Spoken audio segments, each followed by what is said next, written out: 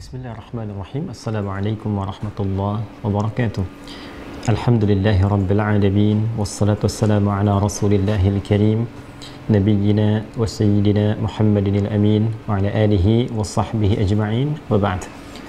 Semoga kita semua senantiasa dimuliakan, dirahmati, dilindungi dan dibimbing oleh Allah Subhanahu wa taala dalam menjalani seluruh aktivitas kehidupan kita sehingga dapat tertata dengan baik, bernilai kemuliaan akhirat, dan insya Allah meringankan hisab kita di hari kiamat saat kita kembali kepada Allah Subhanahu wa ta'ala untuk berharap rahmatnya yang sempurna insya Allah. Dalam rangka itu, mari kita bersiap kembali untuk mengaji, mendalami pedoman yang Allah turunkan kepada kita semua sebagai panduan kehidupan melalui Rasulullah SAW, yang seluruh panduan ini semuanya tercantum dalam 114 surah yang Allah turunkan kepada Nabi Muhammad SAW, yang tentunya setiap waktu, setiap saat kita selalu berusaha untuk membacanya, karena itu disebut dengan Al-Quran, menunjuk pada keistimewaan surat-surat ini yang terus akan dibaca, terus akan dipelajari, dipahami panduannya, dan berusaha diamalkan sesuai kemampuan kita dalam menjalani apa yang Allah tetapkan kepada kita dari kehidupan sampai dengan batas usia yang Allah amanahkan pada kita semua. Alhamdulillah, di pertemuan yang lalu kita telah membahas sampai di surah Al-Baqarah di ayat yang ke-40. Kini di malam hari ini waktu Indonesia bagian Barat, insya Allah kita akan melanjutkan ke ayat 41, mendalami pesan, kesan, dan hikmah yang terdapat dalam surat-surat Allah Subhanahu wa ta'ala di Al-Quran, serta penjelasan dari Rasulullah SAW melalui sunnah beliau sehingga menjadi solusi bagi kehidupan kita. Aqsa Al-Quran Sunnah Solution. Bismillahirrahmanirrahim. Kita akan lanjutkan ke ayat 41. Dan teman-teman, kami menganjurkan kepada semuanya tanpa kecuali agar dapat membersamai kajian ini dengan baik, terkoneksi dengan Al-Quran juga baik. Karena itu kami anjurkan untuk teman-teman pun bisa memegang mushaf atau aplikasi Al-Quran, sehingga dengan itu ketersambungan kajian kita bisa lebih terasa dan bisa dipelajari dengan lebih mendalam dan baik. Kita lanjutkan ke Quran surah kedua Al-Baqarah di ayat ke-41. A'udzubillahi minasyaitonirrajim. Bismillahirrahmanirrahim. Allah Subhanahu wa ta'ala berfirman, "Wa aminu bima anzaltu musaddiqan lima ma'akum wa la takunu awwala kafirin bih wa la tashtaru bi ayati thamanan qalilan wa iyaya fattaqun." Baik, Al-Baqarah ayat ke-41. Wa aminu, dan hendaklah kalian pula, wahai para Bani Israel, berkomitmen untuk beriman, meyakini tanpa ragu, bima anzaltu, terhadap Al-Quran yang telah aku turunkan, musaddiqan lima ma'akum, yang membenarkan sekaligus memverifikasi seluruh ayat-ayat dan pedoman-pedoman yang telah aku turunkan kepada kalian sebelumnya. Wala takunu awwala kafirin bih, dan janganlah kalian justru dengan itu menjadi golongan pertama yang ingkar terhadap seluruh kandungan Al-Quran itu. Wala tashtaru bi ayati thamanan qalila, dan janganlah kalian meniagakan ayat-ayatku dengan cara yang begitu rendah, dengan harga yang begitu murah. Wa iyaya fattaqun, dan sungguh kalian semua akan kembali kepadaku, maka bertakwalah dan takutlah. Ketika kalian melakukan perbuatan itu semua, maka semua dipertanggungjawabkan kepadaku saat kalian kembali. Quran surah kedua Al-Baqarah di ayat ke-41. Teman-teman sekalian, sebelum kita lanjutkan, saya ingin perkenalkan dua hal dulu. Yang pertama, kitab yang akan menjadi rujukan kita di malam hari ini adalah Tafsirul Munir, ya, karya dari Profesor Dr. Wahbah Az-Zuhaili. Ini kita ambil yang kontemporer. Seperti biasa, kami sampaikan bahwa kajian tafsir kita insya Allah menghimpun beragam kitab yang bisa kita dapati, bisa kita akses, baik itu yang tafsir-tafsir klasik ya, yang era salaf sampai dengan yang era kontemporer. Beberapa yang salaf telah kita bahas bersama, bahkan dari mulai yang paling awal-awal kita bisa dapati, yaitu tafsir Tanwirul Mikbas ya. Ini min tafsir Ibn Abbas radhiyallahu taala anhuma. Ini yang paling awal-awal dapat kita akses. Kemudian beberapa tafsir yang lain, termasuk tafsir Ibnu Jarir At-Tabari, At-Tahrir wa Tanwir yang modern kekinian, ataupun juga Ibnu Katsir yang pertengahan, kita kumpulkan. Bahkan beberapa ada yang kita ambil sebagai pelengkap dari komprehensivitas tafsir yang bisa kita gali dari pandangan-pandangan para ulama yang tentunya ilmu mereka tersambung pada Rasulullah SAW. Saya tidak menginginkan apa yang kita kaji itu hanya berdasarkan pandangan-pandangan pribadi, yang itu tentu telah diperingatkan jauh-jauh hari oleh Rasulullah SAW. Memahami isi Al-Quran, karena Al-Quran itu firman Allah, dan yang memiliki otoritas untuk menjelaskan, menerangkan, dan mengajarkan kepada kita, dan itu pun juga bersanad langsung sumbernya dari Allah, yaitu Rasulullah SAW. Dan Rasulullah SAW mengajarkan kepada para ulama dari kalangan sahabatnya, lalu diteruskan oleh mereka pada generasi setelahnya sampai dengan ke kita. Karena itu, kajian tafsir itu sudah punya pakemnya tersendiri, metodologi untuk memahami, cara untuk mendalami, kemudian menjelaskan kembali. Ada bagian-bagian tertentu yang tentu saja memiliki ruang bagi kita untuk memahami sesuai dengan eranya masing-masing, penerapan-penerapan, tapi itu tidak keluar dari kaidah-kaidah baku yang semua kaidah itu tersambung sanadnya sampai ke Rasulullah SAW. Ya, baiklah teman-teman sekalian, kita akan lanjutkan, dan pada bagian yang keduanya, setelah kita menjelaskan bahwa malam hari ini rujukannya adalah tafsir Al-Munir karya Profesor Dr. Wahbah Az-Zuhaili, saya berani menyampaikan dan menjadikan ini sebagai rujukan karena kami pun pernah berjumpa dengan beliau, kemudian berguru walaupun singkat saat beliau datang ke Tripoli, dan berada di satu channel yang sama. Ya, dulu kami mengasuh channel namanya channel Qanat Tawasul, channel Tawasul, dan ada satu segmen kajian bersama para ulama. Dan alhamdulillah pernah kami duduk satu sesi bersama juga dengan beliau. Ya, karena itu insya Allah ketika menyampaikan dari gambaran tafsir ini, mudah-mudahan juga saat bersamaan Allah mengalirkan pahala yang berlimpah kepada beliau, dan tentunya menambahkan rahmat dan kemuliaan kepada beliau dari sisi Allah Subhanahu wa Ta'ala.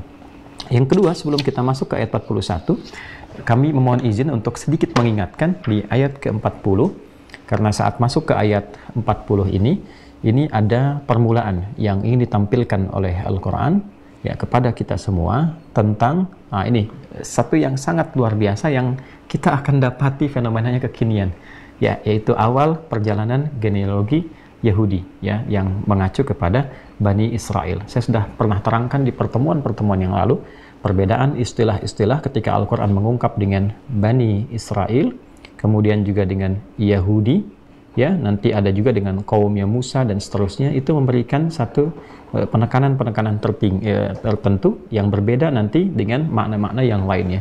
Misal ketika Allah menyebut misalnya dengan kata Yahud, ya, lalu kemudian setelah itu dengan Bani Israel, bahkan kemudian menjadi kata kerja menggunakan hadu misalnya, ya. Nah, itu ada penekanan-penekanan tersendiri yang satu dengan yang lainnya itu saling beririsan. Dan yang paling menarik ketika ayat ke-40 ini dibuka, Allah ingin menggambarkan tentang satu generasi yang mereka hidupnya saling nanti melanjutkan dari satu generasi ke generasi yang lainnya, dan membawa genealogi ya berupa sifat-sifat karakter-karakter yang unik, yang itu setiap masa akan terbawa. Sehingga dengan itu kita diberikan gambaran oleh Allah Subhanahu wa Ta'ala dalam Al-Quran, ketika engkau umat Islam ya nanti berinteraksi dengan golongan seperti ini karakternya, seperti ini cara engkau berinteraksi. Jika engkau bertemu dengan golongan seperti ini karakternya, maka demikian cara engkau berinteraksi. Kalau kita mampu mengkaji Al-Quran dengan benar dan baik, serta mempraktekkan itu dalam kehidupan, maka dapat dijamin semua orang-orang yang berkehidupan dengan pedoman ini selalu akan menjalani kehidupannya dengan satu, terhormat. Yang kedua, selalu sukses dalam menjalani aktivitas. Yang ketiga, meraih kebahagiaan hakiki. Dan yang keempat, ini yang paling penting, mampu beradaptasi dengan siapapun dia bergaul. Dan yang kelima, ini yang paling istimewanya, dia selalu berada dalam posisi yang terhormat yang di atas. ya, dan selalu tinggi, selalu tinggi. Ini yang terjadi pada era Nabi Sallallahu Alaihi Wasallam dan era-era terbaik setelahnya atas bimbingan Rasulullah SAW. Dijelaskan isi Al-Quran ini sehingga umat-umat Islam pada masa itu yang sebelum mereka menjadi Muslim terpuruk, kemudian rendah, jauh terbelakang, tiba kemudian menjadi golongan yang sangat elit, mampu beradaptasi bahkan membentuk peradaban yang baru, dan dengan itu tampil terhormat, menjadi yang paling bukan sekedar ideal, tapi juga paling tinggi martabatnya dalam kehidupan dunia. Mereka mampu berada di atas Yahudi, suku-suku lain dan sebagainya, dan yang paling hebat adalah membangun kebersamaan dan keadilan. Dimanapun berada, mereka mampu menerapkan sistem keadilan yang sangat objektif, menjamin ketenangan, kenyamanan, kemakmuran, dan kedamaian untuk semua bagian lapisan masyarakat yang berkehidupan. Ya, seperti sering saya sampaikan bahwa Palestina itu ketika, saya ambil contoh ya, karena kekinian kasusnya hangat, ketika semua diatur oleh orang-orang Islam pada masa itu, yang terakhir kan dinasti Ottoman pada masa itu ya, Turki Utsmani, bagaimana semua dapat berdampingan hidup bersamaan. Yang Muslimnya ada, yang Kristennya ada, yang Yahudinya bahkan ada, hidup damai semuanya. Ya, sampai bencana muncul di tahun 1948 itu, atau yang dikenal dengan Nakbah itu ya. Ya, hari bencana yang kita ketahui sampai dengan kini. Ya, kembali kepada objek bahasan kita, maka Allah Subhanahu wa taala ketika menurunkan Al-Quran Al-Karim dan mengiringi tugasnya Nabi Muhammad SAW untuk menjelaskan itu semua dalam periode kurang lebih 23 tahun, dan dimulai tentunya di Mekah selama 13 tahun, yang 3 tahunnya kurang lebih masa-masa pembekalan kepada Nabi, dan 10 tahunnya implementasi yang disampaikan kepada masyarakat, yaitu dakwah yang bersifat langsung ke masyarakat. Lalu ada fase 10 tahun di Madinah. Jadi imbang sebetulnya 10 dengan 10 ya. Jadi 3 tahun pembekalan pribadi, 10 tahun di Mekah dan 10 tahun di Al-Madinah Al-Munawwarah. Yang di Al-Madinah Al-Munawwarah ini itulah yang membentuk kemudian fase-fase pematangan, kemudian peradaban dan meramu kemajemukan yang harmoni. Di dalamnya terdapat Yahudi, terdapat Nasrani dan juga yang lain-lainnya. Mampu hidup berdampingan, dan saat kemudian muncul di Yathrib ini dakwah Nabi di awal-awal, turun ayat-ayat yang memperkenalkan kepada Nabi ini ada komunitas Yahudi, demikian cara berinteraksi dengan mereka. Jadi teman-teman sekalian, ayat-ayat ini turunnya di Yathrib atau di Al-Madinah Al-Munawwarah yang membimbing Rasulullah SAW bagaimana cara menyikapi orang-orang Yahudi yang ada pada masa itu, baik kalangan. Nah ini poin penting yang terbagi pada 3 bagian. 1, kalangan rohaniawannya atau dikenal dengan rahib-rahibnya ya, baik yang mereka itu objektif, bisa menerima dakwah Nabi dalam arti bisa berargumentasi ya, ada yang sentimen kepada Nabi, bahkan ada yang membusuhi atau bahkan menyimpan dendam yang berlebihan kepada Nabi SAW karena menginginkan urutan nabinya dari jalur mereka yang Nabi Ishak ya, tapi ternyata dapatnya dari Nabi Ismail alaihissalam. Kemudian ada golongan juga yang kedua, selain rahib ada golongan-golongan pebisnis, pedagang, pengusaha. Ya, nanti di antara mereka ada yang menyatu juga, beberapa kisah nanti akan tersambung. Lalu yang ketiga, golongan masyarakat biasa ya, yang hidup bersama mereka, membersamai 2 golongan yang sebelumnya. Lalu pada seluruh golongan ini Allah Subhanahu wa taala menyampaikan pada Rasulullah SAW ketika berinteraksi dengan mereka, maka diingatkan kembali mereka itu. Mereka selalu membanggakan bahwa mereka punya sosok agung ke atasnya, yaitu seorang Ya'qub alaihi salam, yang dari Nabi Ya'qub ini saking dekatnya dengan Allah Subhanahu wa taala, turun generasi-generasi ke bawahnya. Nabi Ya'qub kan ke atasnya dari Nabi Ishak ya alaihi salam. Nabi Ishak dari Nabi Ibrahim alaihi salam. Lalu dari jalur Nabi Ya'qub ini ya kedekatannya dengan Allah yang sangat luar biasa, melahirkan kemudian Nabi Yusuf alaihissalam, terus sampai ke bawah Nabi Musa, terus Daud, Sulaiman, sampai ke Nabi Isa ya, Nabi Isa alaihissalam. Di Nabi Ya'qub ini punya satu kata yang Allah berikan kepada Ya'qub saking taatnya, dekatnya kepada Allah dan sabarnya dalam ujian yang Allah berikan ya, dalam kehidupan rumah tangga sampai kehidupan sosialnya, yaitu dari 12 anaknya yang sangat viral, yaitu Nabi Yusuf alaihissalam yang punya hubungan dekat dengan beliau, sampai dalam kondisi-kondisi tertentu banyaklah curhat Nabi Ya'qub ini kepada Allah sehingga disebut dengan Israel, hamba Allah yang sangat taat.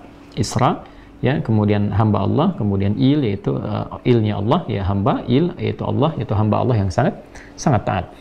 Nah, Israel ini selalu diklaim oleh anak keturunan sampai dengan ke bawah, bahkan generasi yang sudah lewat dan lampau, bahkan mungkin secara genetik sudah tersebar jauh ya. Tapi selalu dihadirkan kata ini untuk memberikan kesan kebanggaan bahwa kami dari keturunan seorang hamba Allah yang taat ya.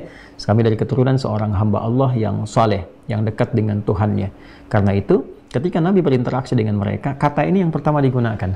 Ya, kata ini yang pertama digunakan untuk memberikan satu kesan adaptif yang baik ya, kepada orang-orang Yahudi ini, sekaligus dalam saat yang sama cara halus mengingatkan, kalau benar engkau ini seorang dari generasi keturunan hamba Allah yang saleh, yang baik, ya seharusnya tidak melenceng dari amalan-amalannya ya seorang Israel, yaitu Nabi Yakub alaihissalam. Bagaimana sholatnya, bagaimana dekatnya dengan Allah, bagaimana curhatnya kepada Allah, bagaimana menegakkan keadilan, bagaimana lemah lembutnya, kan? Ya, jangankan kepada orang lain, bagaimana mengatur anak-anak dengan baik, tidak pernah menyakiti yang lain-lain. Jadi nggak ada isu-isu kekerasan yang dibangun oleh seorang Israel. Maka anak keturunan sampai ke bawah, ya itu disebut dengan bani. Jadi kalau ada yang mengklaim, ya bahasanya gini, hei kalian yang mengklaim sebagai keturunan yang tersambung sampai Israel, walaupun sebetulnya kan belum tentu keturunannya, ya belum tentu keturunannya. Dan dari asbat itu, asbat ada 12 itu, ya kan, yang pernah saya sebutkan, ya walaupun dari beberapa sisi, misalnya Nabi Yusuf alaihissalam dengan Bunyamin, ada kemudian jalurnya Yahuda, ada jalurnya kemudian Syamun dan sebagainya, itu kan 12 ke bawah. Dan ini yang hidup di era Nabi belum tentu semua tersambung ke atas, tapi mereka mengklaim sebagai bagian dari generasinya Israel. Maka dikenal dengan ya Bani Israel. Maka Allah Subhanahu wa Ta'ala memberikan sebuah kesan adaptasi kepada Nabi Sallallahu Alaihi Wasallam untuk membuka risalah dakwahnya dengan memberikan kesan yang lembut tapi dalam sekali. Ya Bani Israel, adhkuru ni'mati allati an'amtu 'alaikum wa awfu bi'ahdi ufi bi'ahdikum wa iyaya farhabun. Hai engkau yang mengklaim keturunan dari Israel, itu kan, yang taat, yang dekat dengan Allah, yang baik, yang nggak pernah berulah, yang nggak pernah menyakiti orang-orang lain, yang nggak pernah bersifat rasial atau rasisme dan sebagainya, kan? Maka ya, ingat kembali nikmat-nikmat Allah, ya kata Allah, "Udzkuru," ya ingatlah nikmat-nikmat yang telah kuberikan kepada kalian. Ya Bani Israil, udzkuru ni'mati allati an'amtu 'alaikum. Diminta mereka untuk menghadirkan kembali ingatan-ingatan kolektif mereka yang memang tercantum dalam kitab mereka di Taurat itu. Bagaimana dari urutan, kalau diurut dari Nabi Yakub sampai terakhir ke Nabi Isa alaihissalam itu, ya nikmat-nikmat besar tentang Nabi Sulaiman, tentang Nabi Daud, kan itu yang mereka selalu banggakan, ya haikalnya Sulaiman dan sebagainya yang besar itu siapa yang berikan? Mereka semua mengatakan Allah, karena rujukan mereka pun ketika kembali kepada Taurat semua kepada Allah. Nah, maka Tuhan yang sama yang memuliakan Yakub alaihissalam Israel, memuliakan Yusuf, sampai kemudian ke Musa, ke Daud, ke Sulaiman, sampai kemudian ke Nabi Isa alaihissalam, ujungnya adalah Tuhan yang sama yang disembah oleh mereka, yang menyampaikan keadilan, yang menyampaikan kemuliaan, yang menyampaikan nilai-nilai kebaikan, kesejahteraan, kemakmuran, nilai-nilai toleransi, keharmonisan, ya kan? Kemudian ingat lagi bahwa kalian punya perjanjian seperti dulu pun kakek moyang kalian punya perjanjian. Maka wa'ufu bi'ahdi ufi bi'ahdikum. Tepati perjanjian itu. Maka seperti aku telah membangun komitmen dengan kalian pada orang-orang dulu di setiap generasinya. Ini komitmennya. Kalau diikuti, aku pun memberikan kewajiban untuk memenuhi komitmenku kepada kalian. Memberikan kenikmatan, kenyamanan, perlindungan, ketenangan. Wa iyaya farhabun, tapi ingat betul. Silahkan berbuat semau yang kalian inginkan. Kalian ikut komitmen atau kalian menyalahi komitmen, tapi ingat kalian akan kembali kepadaku, kata Allah. Ya, kalian akan kembali kepadaku. Jadi ini halus, ya, pembukanya sangat halus. Kemudian kan pasti akan bertanya tuh beberapa di antara mereka, apa saja komitmen ya Muhammad SAW, gitu kan? Baik, jadi setelah masuk itu ada sifat-sifat sanjungan. Inilah uslub, gaya bahasa Al-Quran yang memberikan bimbingan kepada kita untuk masuk kepada satu kaum atau tempat atau mungkin komunitas tertentu. Jadi kalau kita ingin beradaptasi dengan cepat, bergaul dengan baik, mesti paham, mitigasi kan. Ini bisa jadi fikih diplomat nih, ya diplomat kalau mulai awal ditugaskan, mau sebagai diplomat junior ataupun mungkin jadi dubes, ya jangan sampai berangkat ke tempat baru tanpa mengenal karakteristiknya bagaimana, gitu kan, keadaannya bagaimana, ya. Yang hebat misalnya kan dubes ditempatkan nih, di mana dubesnya ditempatkannya, misal, wah kita ambil Eropa dulu lah, gitu ya, misalnya tempatkan di Spanyol, begitu baru datang ke situ sudah bisa bahasa Spanyol misalnya, itu penerimanya akan beda dibandingkan ketika datang nggak bisa apa-apa, ya kan? Misal ini contoh ya. Atau ke Arab misalnya, begitu datang sudah bisa bahasa Arab, sudah tahu tempat-tempatnya, tahu karakteristik sukunya, itu kesannya berbeda. Maka demikian Nabi Muhammad SAW dipandu ketika beliau menjadi nabi, menjadi rasul, berdakwah, bertemu dengan kalangan Yahudi yang diberikan pertama kali, ya Bani Israel. Karena itu yang dikesankan oleh mereka sebagai sesuatu yang istimewa. Masuk lembut tapi dalam.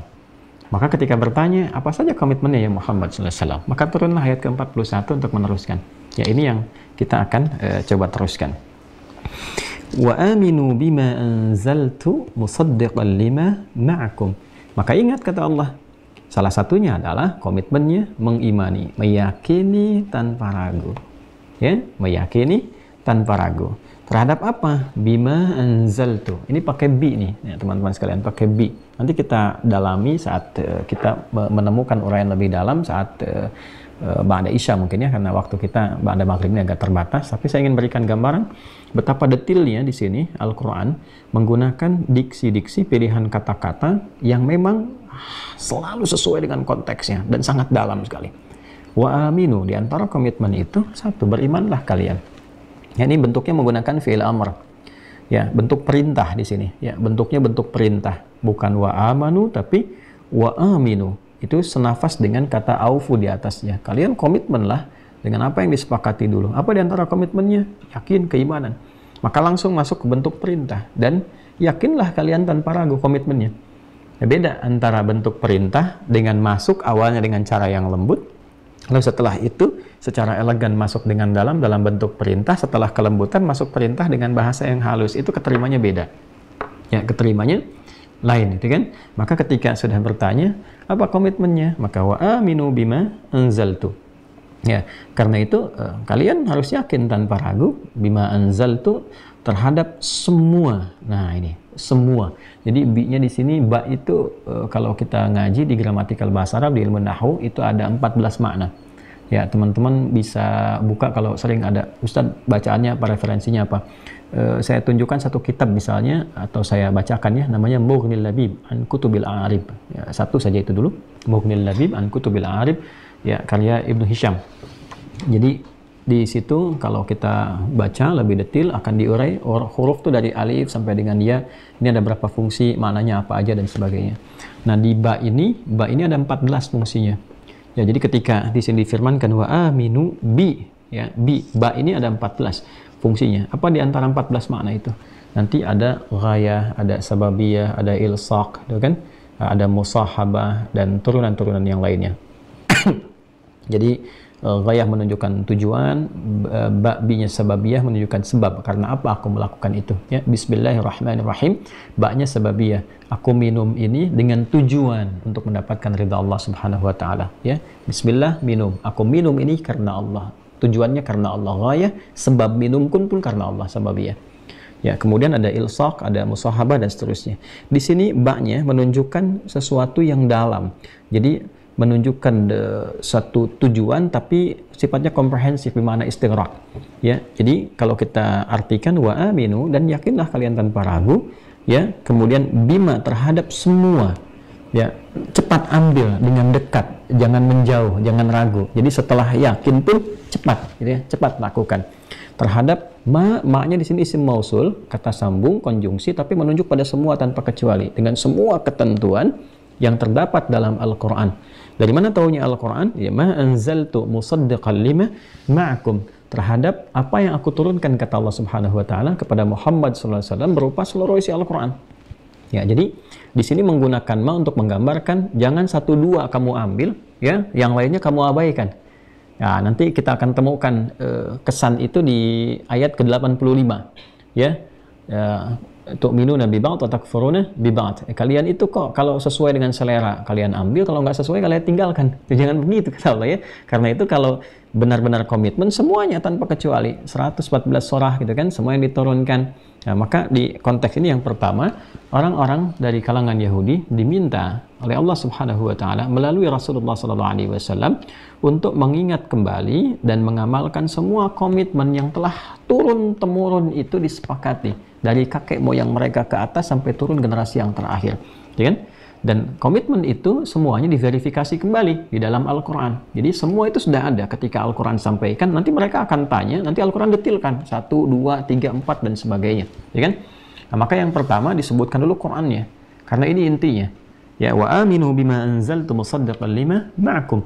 Ya, maka yang pertama, yakinlah kalian tanpa ragu terhadap semua ketentuan di dalam Al-Quran yang telah aku turunkan, kata Allah, ya, kepada Muhammad sallallahu alaihi wasallam, musaddiqan lima ma'akum, yang memverifikasi semua komitmen yang ada di kitab kalian sendiri. Nah, jadi ini Oh ini luar biasa nih gaya bahasanya ini indah sekali ya, pantas ya karena bersumber dari Allah Subhanahu wa taala. Jadi dibalik nih, dibalik. Kalian nanya nih ke Muhammad SAW apa komitmennya? Sebetulnya kalian tahu, di kitab kalian kan ada. Ya kan? Di kitab kalian ada tertuliskan 1, 2, 3, 4. Kalau kalian lupa nih diingatkan kembali dalam Al-Quran yang memverifikasi semua apa yang telah dikomitmenkan itu. Ya. Ini sangat menarik. Satu ya. Jadi yang pertama memberikan gambaran tentang kebenaran Al-Quran yang di dalam Al-Quran ini akan memverifikasi semua perjanjian, komitmen. Makanya kitab mereka itu sekarang tanpa sadar secara fitrahnya mereka menamai dengan perjanjian. Coba perjanjian lama, perjanjian baru. Itu kan isinya komitmen, ya kan? Nah di komitmen itu ada komitmen yang secara fitrah sebetulnya mereka nggak bisa tinggalkan. Baik, di perjanjian, di komitmen itu diverifikasi oleh Al-Quran. Ini nih perjanjiannya, inget gak ini, inget gak ini, itu kan?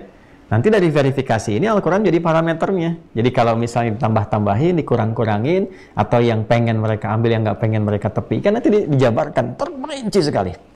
Indahnya terperinci. Dan itu nanti secara argumentatifnya didukung oleh bukti-bukti ilmiah, dijelaskan. Dan luar biasanya, dikomparasikan, lalu kemudian ditantang untuk diverifikasi. Coba temukan kebenarannya.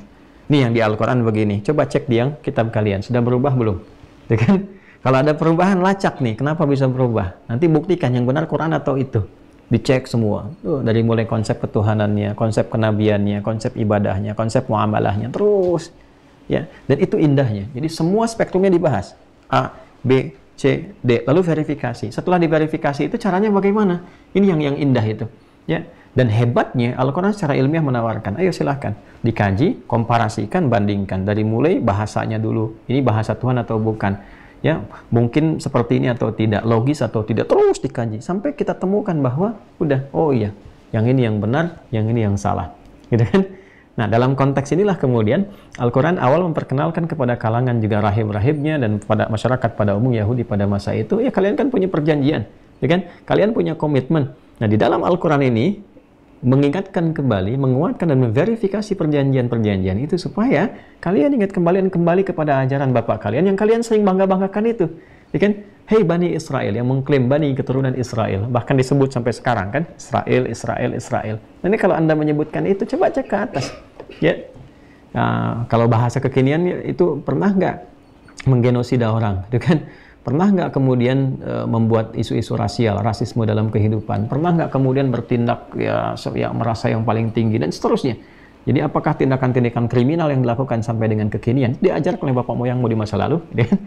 Nah, jadi kalau kita kembalikan ngaji ini seperti ini, nanti kita akan temukan yang indah dalam Quran. Semua karakternya ditampilkan dan tidak ada yang paling indah kecuali saat kita menyaksikan kebenarannya. Sampai kita berkata, ya Rabbana ma khalaqta hadza batila. Ya Allah, tidakkah Engkau mencipta kami semuanya ini sia-sia? Semua sesuai dengan apa yang Kau firmankan. Ya. Kembali ke sini teman-teman sekalian. Jadi musaddiqan lima ma'akum, kalau engkau sudah dapati tahu isi Al-Qur'an ini, kebenarannya dan sebagainya, lalu wala takunu awwala kafirin bih, maka janganlah engkau menjadi orang pertama yang mengingkarinya. Ya, sudah disampaikan, sudah dijelaskan. Nanti kita akan bahas lebih dalam teman-teman saat nanti kita jeda sholat isya, kemudian kita lanjutkan, kita bahas lebih dalam. Ya, bagaimana memverifikasi bahwa Al-Quran ini, berita-beritanya sebetulnya sudah digambarkan di kitab-kitab mereka sebelumnya. Bahkan nanti diingatkan dalam beberapa turunan kisah yang sangat mendalam sekali. Nanti kita ambil beberapa contoh. Ya.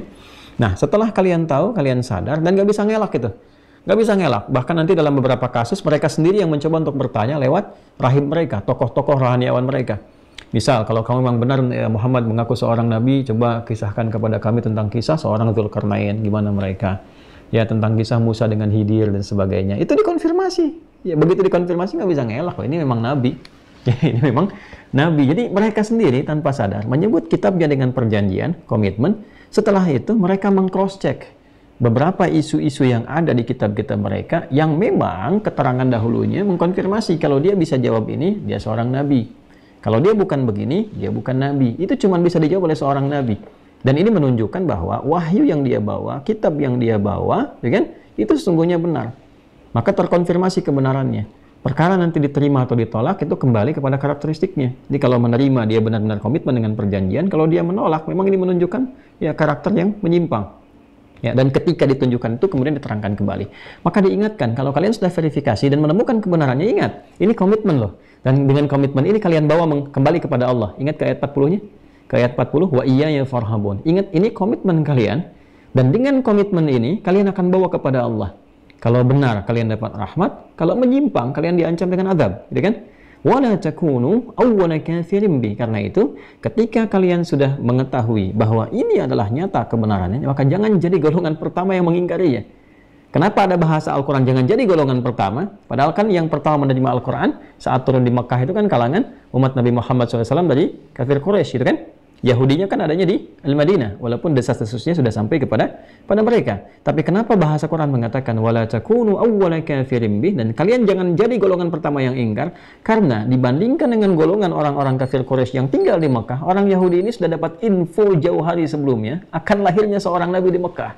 Karena itu mereka tunggu di Madinah, karena info di kitab mereka nabi itu akan hijrah ke Madinah, ke Yathrib. Kan?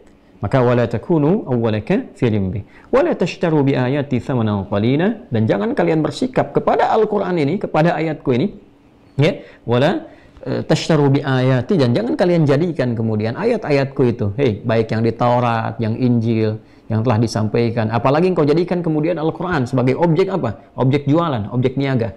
Nanti saya akan detilkan ini, karena nanti di antara mereka ada yang menjadikan ayat-ayat Allah alih-alih untuk menerangkan bisyarah, kabar gembira datangnya seorang nabi di masa depan yang akan memverifikasi dan menyempurnakan semua ajaran nabi-nabi mereka sebelumnya. Tapi yang terjadi, sebagian mereka mengubah ajarannya, kan, untuk mendapatkan keuntungan semata, supaya mendapatkan keuntungan finansial. Ya, karena itu sangat terkenal. Nanti dalam Al-Quran ada ayat-ayat mengingatkan kepada para ulama-ulama muslim, ustadz-ustadz, ya kan, yang kekinian tuh, jangan sampai Anda berdakwah itu dengan meniagakan ayat-ayat Allah. Apalagi kemudian misalnya menjadikan masjid-masjid atau pusat-pusat tertentu untuk jualan. Ya, buka misalnya nomor rekening. Kalau sudah ngajar transfer ke sini, ya, ditukar dan seterusnya untuk jualan. Bahkan membuat tarif dan sebagainya. Nah, ini satu hal yang nyata di era Nabi, bahwa ada rahib-rahib di masa itu yang sengaja menyimpangkan dengan ajaran-ajaran yang lurus itu untuk mencari keuntungan dunia semata. Sedangkan itu kan ketika didapatkan mereka pulang udah nggak dinikmati. Makanya disebut di sini dengan thamanan qalila. Murah sekali hidup kalian ini, gitulah bahasanya. Kalian murah sekali hidupnya. Di mana akal ya dipakai, ya, menukar ayat-ayat Allah yang tinggi dengan dunia yang sangat rendah, tidak berharga, yang ketika kalian dapatkan, kalian pulang lagi menghadap Allah. Sudah menyimpang, dapat penyimpangan dari materi dunia dengan cara yang salah, terus meninggal menghadap Tuhan, ya kan? Kemudian, wa iyaya fattaqun. Apa kalian nggak takut kepada aku, kata Allah? Ya kan? Wa iyaya fattaqun. Takutlah, bertakwalah kepada aku, kata Allah Subhanahu wa ta'ala. Nah, teman-teman sekalian, ini gambaran singkatnya. Jadi, lamhah syariah. Ini gambaran singkatnya, cepatnya demikian tafsirnya. Nanti insya Allah kita akan detilkan ba'da Isya, karena di sini sudah masuk waktu Isya, ya WIB, waktu Indonesia bagian Barat. Kita jeda untuk menunaikan sholat Isya berjamaah dan titip doa bagi teman-teman semua. Yang pertama untuk saudara-saudara kita di Palestina khususnya, dan semua pada umumnya sedang diuji. Semoga Allah Subhanahu wa ta'ala selalu memberikan rahmatnya pada kita semua. Yang kedua, titip doa bagi saya khususnya dan keluarga, supaya Allah mengampuni dosa-dosa kami semua. Teman-teman, jeda menunaikan salat Isya dan kita kembali ba'da Isya, insya Allah. Tentang harapan-harapan masa lalu mereka yang terus berlanjut antar generasi, yang dengan itulah kemudian sesungguhnya mereka eksis untuk menunggu Rasul penutup yang dapat membimbing mereka kepada kebahagiaan, kesuksesan, kejayaan bersama seluruh masyarakat dunia lainnya. Namun tentu keadaan, karakteristik, sifat, dan isu rasial yang sangat tinggi di kalangan mereka tak mampu menjadikan kalangan Yahudi ini menerima Nabi Muhammad SAW sebagai realita yang Allah turunkan kepada mereka sebagai Nabi penutup. Maka mereka berharap dari kalangan Nabiullah Ishaq alaihissalam, dan Allah menurunkan dari kalangan Nabi Ismail alaihissalam. Untuk itu ketika Nabi Muhammad SAW datang ke Yathrib yang kelak kita kenal dengan Al-Madinah Al-Munawwarah, Allah Subhanahu wa ta'ala mengingatkan kembali akan harapan-harapan mereka, status yang mereka senantiasa bangga-banggakan sebagai anak keturunan generasi Israel, hamba Allah yang saleh. Kemudian dengan itulah Allah mengingatkan tentang komitmen-komitmen, perjanjian-perjanjian yang telah mereka sepakati dari sejak kakek buyut mereka. Bahkan saya tegaskan tadi menjelang Isya, mereka sendiri menamai kitab mereka kekinian dengan perjanjian-perjanjian, baik itu perjanjian lama ataupun perjanjian baru. Maka dari itu kita langsung ke tafsirnya untuk menjelaskan secara terperinci dari gambaran umum yang telah kita tadi uraikan di ayat ke-41. Wa aminu bima anzaltu musaddiqan lima ma'akum. Dan yakinlah kalian tanpa ragu terhadap semua ketentuan yang aku turunkan di dalam Al-Quran ini, 114 surah, 6.236 ayat kepada Nabi Muhammad SAW sebagai verifikasi sekaligus juga pembenar semua perjanjian-perjanjian, hukum-hukum yang telah aku turunkan kepada kakek moyang kalian jauh sebelum kalian hidup saat ini.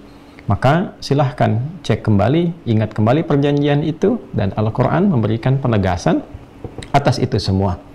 Nah, teman-teman sekalian, di sini kita bacakan dulu tafsir dari yang telah saya sampaikan informasinya kepada teman-teman, yaitu Tafsir Al-Munir, At-Tafsirul Munir, karya Syekh Profesor Dr. Wahbah Az-Zuhaili. Beliau ini sempat menempuh pendidikan di Al-Azhar Syarif tahun 1956. Kemudian meneruskan di Kuliatil Hukuk, ya, kalau kita sekarang fakultas hukum mungkin ya, di kampus yang berbeda di Jamiatul Qahirah, sampai lulusnya hingga menjadi mufti juga, dan seorang juga khatib tetap di salah satu masjid di Syria, dan menjadi mufti dunia, anggota berbagai banyak sekali majami al-fiqhiyah, ya, jadi lembaga-lembaga fatwa dunia, dan banyak menghadirkan dan mendapatkan penghargaan, termasuk saat ada penghargaan internasional di Putrajaya di Malaysia, ya, kalau nggak salah tahun 2008 ya, dan meninggal tahun 2015 ya. Semoga Allah merahmati dan memberikan tambahan cahaya kepada beliau di alam kuburnya. Baik, yang memiliki kitab serupa di halaman 162 ya, ini kitabnya, halaman 162 jilid yang pertama. Wa aminu aydhimna mushtamilatil ahdi, dan yakinlah kalian tanpa ragu, berimanlah kalian, ya, ini termasuk dhimna mushtamilatil ahdi, termasuk kepada cakupan-cakupan perjanjian yang di ayat ke-40. Jadi di ayat 40 itu teman-teman kalau kita baca ulang kan, ya bani Israil adzkuru ni'mati allati an'amtu 'alaikum wa aufu bi ahdi, ya. Dan penuhilah komitmen-komitmen perjanjian-perjanjian yang telah kita buat. Ya, dan bahkan fitrah kalian nggak bisa mengingkari itu sampai kalian tuliskan di kitab itu dengan perjanjian-perjanjian, baik lama ataupun baru. Nah, itu penuhi perjanjian itu. Tapi verifikasi, mana yang betul-betul perjanjian itu benar perjanjian denganku, atau ada beberapa yang memang telah dirubah. Ya, bagaimana cara tahunya ya Allah? Nah, ini aku turunkan nih. Ya, parameternya itu Al-Quran. Apa yang sama dengan Al-Quran untuk diverifikasi itulah yang benar perjanjiannya, apa yang menyimpang itu yang kemudian dihindari. Dari mana taunya bahwa Al-Quran itu benar ya Allah? Maka Allah turunkan cara ujinya. Dan itu logis, secara argumentatif, secara ilmiah, silahkan. Bahkan ditantang, silahkan analisis. Yang pertama, kebenaran Al-Qurannya dulu. Silahkan kalian uji, kalian riset, kalian bandingkan, sampai menemukan apakah ini adalah karya manusia, seperti yang beberapa orang duga, yang dituduhkan, apakah produk budaya, atau ini firman Tuhan, firman Allah Subhanahu wa Ta'ala. Kalau sudah sepakat bahwa ini firman Allah dengan semua ragamnya, silahkan uji bahasanya. Ya, silahkan uji tata bahasanya, gramatikalnya, setiap hurufnya, setiap ayatnya. Yang paling gampang tuh begini, paling gampang. Kalau kalian duga ini karya manusia, coba bikin yang semisalnya. Karena sepanjang kalian duga ini yang bikin manusia, manusia lain tentu pasti bisa buat dan punya sifat kemanusiaan. Ya kan? Di beberapa kali dibaca gampang bosan, ya, sulit untuk dihafalkan keseluruhannya karena karya manusia, ya kan? Nah, tapi kalau bukan karya manusia, tentu akan punya perbedaan-perbedaan. Maka silahkan diriset. Kalau sudah yakin kebenaran Al-Quran, ya, yakin kemudian ini firman Allah, maka silahkan jadikan parameter untuk semua kitab-kitab yang pernah diturunkan. Yang sesuai dengan Al-Quran itu kebenarannya, yang tak sesuai berarti ada penyimpangan di dalamnya. Gampang sekali. Nanti setelah itu buktikan lagi. Nah, dibuktikan. Nanti Allahu Akbar indahnya itu. Dari mulai perjalanan secara historikalnya, sejarahnya bagaimana, bisa diurut, kan bisa diverifikasi. Ini dari siapa? Si fulan ketemu si fulan, terus sampai ke atasnya. Lalu dari situ apakah logikanya benar? Atau di situ ada kegagalan logika fallacy, gitu kan? Nah, ini benar gak secara logika nih? Urutan gini ke sini, urutan begini ke sini. Dan semua aspek ketuhanan, gitu kan? Ya, siapa yang bisa jadikan Tuhan? Definisinya apa Tuhan sepakati dulu, gitu kan? Nah, nanti diberikan yang paling sederhana, ya. Yang disebut Tuhan kan mesti beda dengan yang bukan Tuhan, gitu kan? Khalik bukan makhluk. Maka semua sifat makhluk nggak bisa dilekatkan kepada Khalik. Maka semua diurut nanti tuh. Sampai nalar kita tuh diajak berpikir. Benar nggak logikanya? Benar nggak nalarnya? Setelah itu ke cara ibadah. Setelah cara ibadah nanti ke muamalah, interaksi sosial. Baru ke akhlak dan sebagainya. Ya. Ini semua diminta oleh Allah. Ini fair sekali. Uji dulu Qurannya. Cek dulu. Ya, kalau kalian sudah menemukan kebenarannya, silahkan verifikasi ke atasnya. Dan yang paling menarik, ketika teman-teman sekalian diminta untuk diujikan dan dicek ya untuk menguji dan menjadi parameter untuk memverifikasi kebenaran kitab-kitab sebelumnya, baik Injil, Taurat sampai dengan ke atasnya, silahkan kata Allah temukan dulu keterangan tentang, nah ini dia, tentang cahaya Al-Quran yang diikutkan kepada Nabi SAW sebagai Nabi penutup ketika dia diutus. Temukan dalam kitabmu. Kalau kalian jujur, kalian akan temukan. Ya, maka kita dulu baca tafsirnya dulu, lalu kita bacakan ayat-ayat yang lainnya, dan mungkin bisa dikomparasikan satu saat dengan kajian kitab-kitab lain. Ya, nanti saja kalau sudah ditemukan ya. Tadi kami juga mencari karena saat pindahan, saya sebetulnya mengoleksi kitab-kitab yang lampau. Ya, saya punya beberapa versi di Bible, kemudian juga dulu saya sempat punya juga yang Talmud dan beberapa yang lainnya, ya, yang tentunya ini akan sangat menarik ketika dikomparasikan dengan kajian tafsir dari Al-Quran Al-Karim. Dhimna mustamilatil ahdi bil Quran imanan sadiqa. Karena itu, kalau kalian sudah yakin dengan perjanjian, komitmen yang telah dulu dibangun, yakinlah kepada Al-Quran. Ya, silahkan kaji, silahkan riset. Kalau sudah yakin itu, ini bukan karya manusia, ini adalah firman Tuhan, maka yakinlah tanpa ragu, imanan sadiqa, dengan keimanan yang benar, wa annahu min indillah, dan sesungguhnya Al-Quran itu, ya, sumbernya dari Allah, yaitu firman Allah Subhanahu wa Ta'ala. Ya, telah banyak orang melakukan kajian terhadap Al-Quran, dan kesimpulannya semua sama. Ya, dari sejak awal diturunkan sampai dengan kini, kesimpulannya semua sama. Ini bukan karya manusia, bukan bahasa manusia, tapi ini adalah firman Allah Subhanahu wa Ta'ala. Ya, ada yang masih malu-malu hanya dengan mengatakan ini di luar, ya, di luar tata bahasa manusia, di luar karya manusia, tapi malu-malu mengatakan Allah Subhanahu wa Ta'ala, walaupun hatinya mengakui. Wa annahu nazala muayyidan wa musaddiqan wa muwafiqa lit-Taurati wa kutubil anbiya'i as-sabiqah. Ya, fi ad-da'wati ila tauhidillahi ta'ala wa tarkil fawahish wal amri bil ma'ruf wan nahyi 'anil munkar. Kan? Kemudian kitab-kitab sebelum Al-Qur'an itu sudah ada ajaran-ajaran, kan, yang mengenalkan pada Allah Subhanahu wa Ta'ala. Contoh, fi ad-da'wati ila tauhidillah, ya. Yang pertama ajakan untuk mentauhidkan Allah. Jadi diverifikasi itu. Kalau mau jujur silahkan dicek ya dari kitab Taurat, bahkan kitab-kitab sebelumnya. Ya, atau misalnya di Injil ke Taurat terus, ya, di antara itu ada Zabur terus ke atas, kita akan temukan tidaklah semua nabi yang diutus oleh Allah Subhanahu wa Ta'ala untuk membimbing umat di setiap generasi kecuali mereka mengenalkan kaumnya kepada Allah yang esa, tauhidullah, mentauhidkan Allah Subhanahu wa Ta'ala. Maka kalau ada penyimpangan-penyimpangan, tiba-tiba Tuhannya berubah, tidak bersifat tauhid lagi, maka silahkan verifikasi. Inilah indahnya Al-Quran, benar nggak konsepnya? Maka Quran datang dengan konsep untuk menyadarkan logika kita dulu, cara berpikirnya. Ya, misal, ya, turun surat Al-Ikhlas, turun surah Al-Anbiya, misalnya surah 21 ayat 22. Ya, saya sebelum ke Al-Ikhlas, misal ke Al-Anbiya dulu nih. Ya, walau kana fihima alihatun illallahu lafasadata. Ya kan? Kalaulah banyak Tuhan yang mengatur tentang kehidupan di semesta ini, Tuhannya tidak tunggal, tentu beragam bentuk Tuhan ini, beragam jumlah Tuhan ini, tentu akan punya perbedaan pendapat dalam mengatur semesta. Ya, jadi kalau Tuhannya banyak bukan satu, untuk mengatur semesta, jangankan semesta lah, ngatur bumi aja tentu akan punya perbedaan pendapat. Yang satu minta turunkan hujan nih, udah lama kemarau di Bekasi nih. Yang satu bilang tahan dulu nih, belum ada yang istighfar. Yang satu bilang kasih pembukaan dulu aja, kasih mendung tapi jangan turunkan hujan sebagai jalan tengah misalnya. Ya, Anda bayangkan, manusia beda pendapat, manusia berselisih, manusia bisa saling cela, manusia bisa bertengkar. Ya, bagaimana kalau Tuhan kemudian beda pendapat dan berkelahi, kan repot. Kan? Nah, ini satu gambaran gitu ya, satu gambaran. Lalu yang paling menarik itu ketika turun surah ke-112, surah Al-Ikhlas, ya, yang memberikan sebuah penegasan bahwa laisa kamitsli syai'. Kaidah sederhana dasarnya mesti beda antara Tuhan dengan yang bukan Tuhan. Ini kaidah asal nih. Jadi, teman-teman, kalau kita uraikan lagi, ya kan, di isi Al-Quran kan diungkap tadi dengan bima, kan, Quran surah ke-2 tadi ayat 41, wa aminu bima, gitu kan. Nah, gitu. Bima ada ba, kemudian ada ma yang ini. 1, 2. Dan yakinlah kalian, hai kalangan-kalangan Yahudi di masa itu, kan, bima, terhadapnya itu bukan segala mengandung terhadap saja, tapi ini mengandung unsur kuat, yakin tanpa ragu. Ya, cepat ambil. Yakinlah kalian dengan cepat mengambil semua kandungan tanpa kecuali, semua kandungan. Semua kandungan. Nah, dalam semua kandungan ini, kalau kita petakan, ini ada beberapa segmentasi. Ya, ada yang sifatnya nanti sifat-sifat tauhid, ya, untuk memberikan penekanan pada aspek ketuhanan.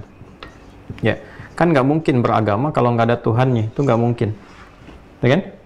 Nanti setelah aspek tauhid ini selesai, nanti muncul aspek ritual yang kita sebut dengan ibadah. Caranya bagaimana untuk membuktikan kebertuhanan kita itu? Nanti implementasi hasil dari ritual itu, gitu kan? Implementasi ke aspek sosialnya seperti apa? Ini yang disebut dengan muamalah. Ya. Lalu setelah bersosial ini, cara kita mendesain diri supaya bersosial baik itu, nah, bagaimana interaksinya? Di sini muncul akhlak. Ya. Semua sifat-sifat atau karakter mulia. Ya. Nah, ini poinnya. Nah, jadi semua yang terkait dengan kitab-kitab di masa lalu, ya, kitab-kitab di masa lalu, apakah ya fase terdekat misalnya ke Nabi SAW, Injil yang diturunkan kepada Nabi Isa alaihissalam, kemudian juga ada Taurat yang diturunkan kepada Nabi Musa alaihissalam. Ya, tengah-tengahnya tentu kita temukan misalnya Zabur ke Nabi Daud alaihissalam dan kitab-kitab lainnya. Ini semua kitab-kitab ini yang diturunkan oleh Allah kepada nabinya masing-masing untuk memberikan pedoman pada kalangan masyarakat di setiap generasi mereka masing-masing, itu tidak terlepas dari unsur-unsur ini. Gambarannya sesuai dengan kebutuhan umatnya, kan? Ya, tentu interaksi sosial yang ada di umatnya Nabi Musa tidak sama dengan Nabi Isa, kemajuannya tidak sama. Termasuk juga dengan era kita sekarang, kan, dulu belum ada tingkat penggunaan media sosial yang sangat tinggi, atau bahkan media sosialnya belum ada, interaksinya secara langsung dan sebagainya. Setiap eranya punya perbedaan. Tapi Allah dengan sifat adilnya memberikan tuntunan kepada mereka yang membimbing mereka mendapatkan kebahagiaan, kenyamanan, kesejahteraan, kedamaian, dan ketentraman dalam kehidupan melalui petunjuk kitab-kitab itu. Itulah sebabnya disebut dengan hudan namanya, petunjuk berkehidupan. Itu sudah pernah saya sampaikan, ya, di pertemuan-pertemuan sebelumnya. Nah, isinya 4 bagian ini. 1, mengenalkan Allah dengan sifat tauhidnya, ya kan? Nanti kalau sudah sadar, sudah tahu ada Allah yang menciptakan, Allah yang mengatur, supaya apa? Supaya manusia itu kembali pada pedoman yang Allah telah tetapkan. Kan Allah yang menciptakan kita. Kan kita mengakui, ini kadang-kadang manusia ini logikanya tuh kalau dibawa ke aspek agama, jadi menurun kemampuannya. Tapi kalau dunia makin cepat, ya, ini tandanya setan itu aktif gitu, ya. Setan itu pengasih, sangat penyayang. Diberikanlah pedoman hidup. Ini adi hidayat, aku yang menciptakan engkau, aku tahu tentang engkau. Kalau engkau pengen sukses, pengen bahagia, ini pedomannya begini. Nanti engkau jalani sampai engkau meninggal. Enggak, aku beritahu waktu meninggalnya supaya engkau bisa semangat menjalaninya, sekaligus serius menyiapkan bekalnya. Nanti kalau engkau pulang caranya begini, tempatnya di sini, kembali begini. Kalau engkau kerjakan hasilnya begini. Kalau engkau menyimpang, resikonya akan seperti ini. Udah, ini diberikan. Engkau silahkan. Dengan akal yang aku berikan kepadamu, gunakan itu sebaik-baiknya. Silahkan. Maka kemudian Allah berikan hidayah supaya tidak terjebak dalam nilai-nilai keburukan dan provokasi setan. Nah, semua akses petunjuk itu kalau bisa kita akses dengan baik, melahirkan dan mengantarkan kita pada kebahagiaan dan kesuksesan yang kita harapkan.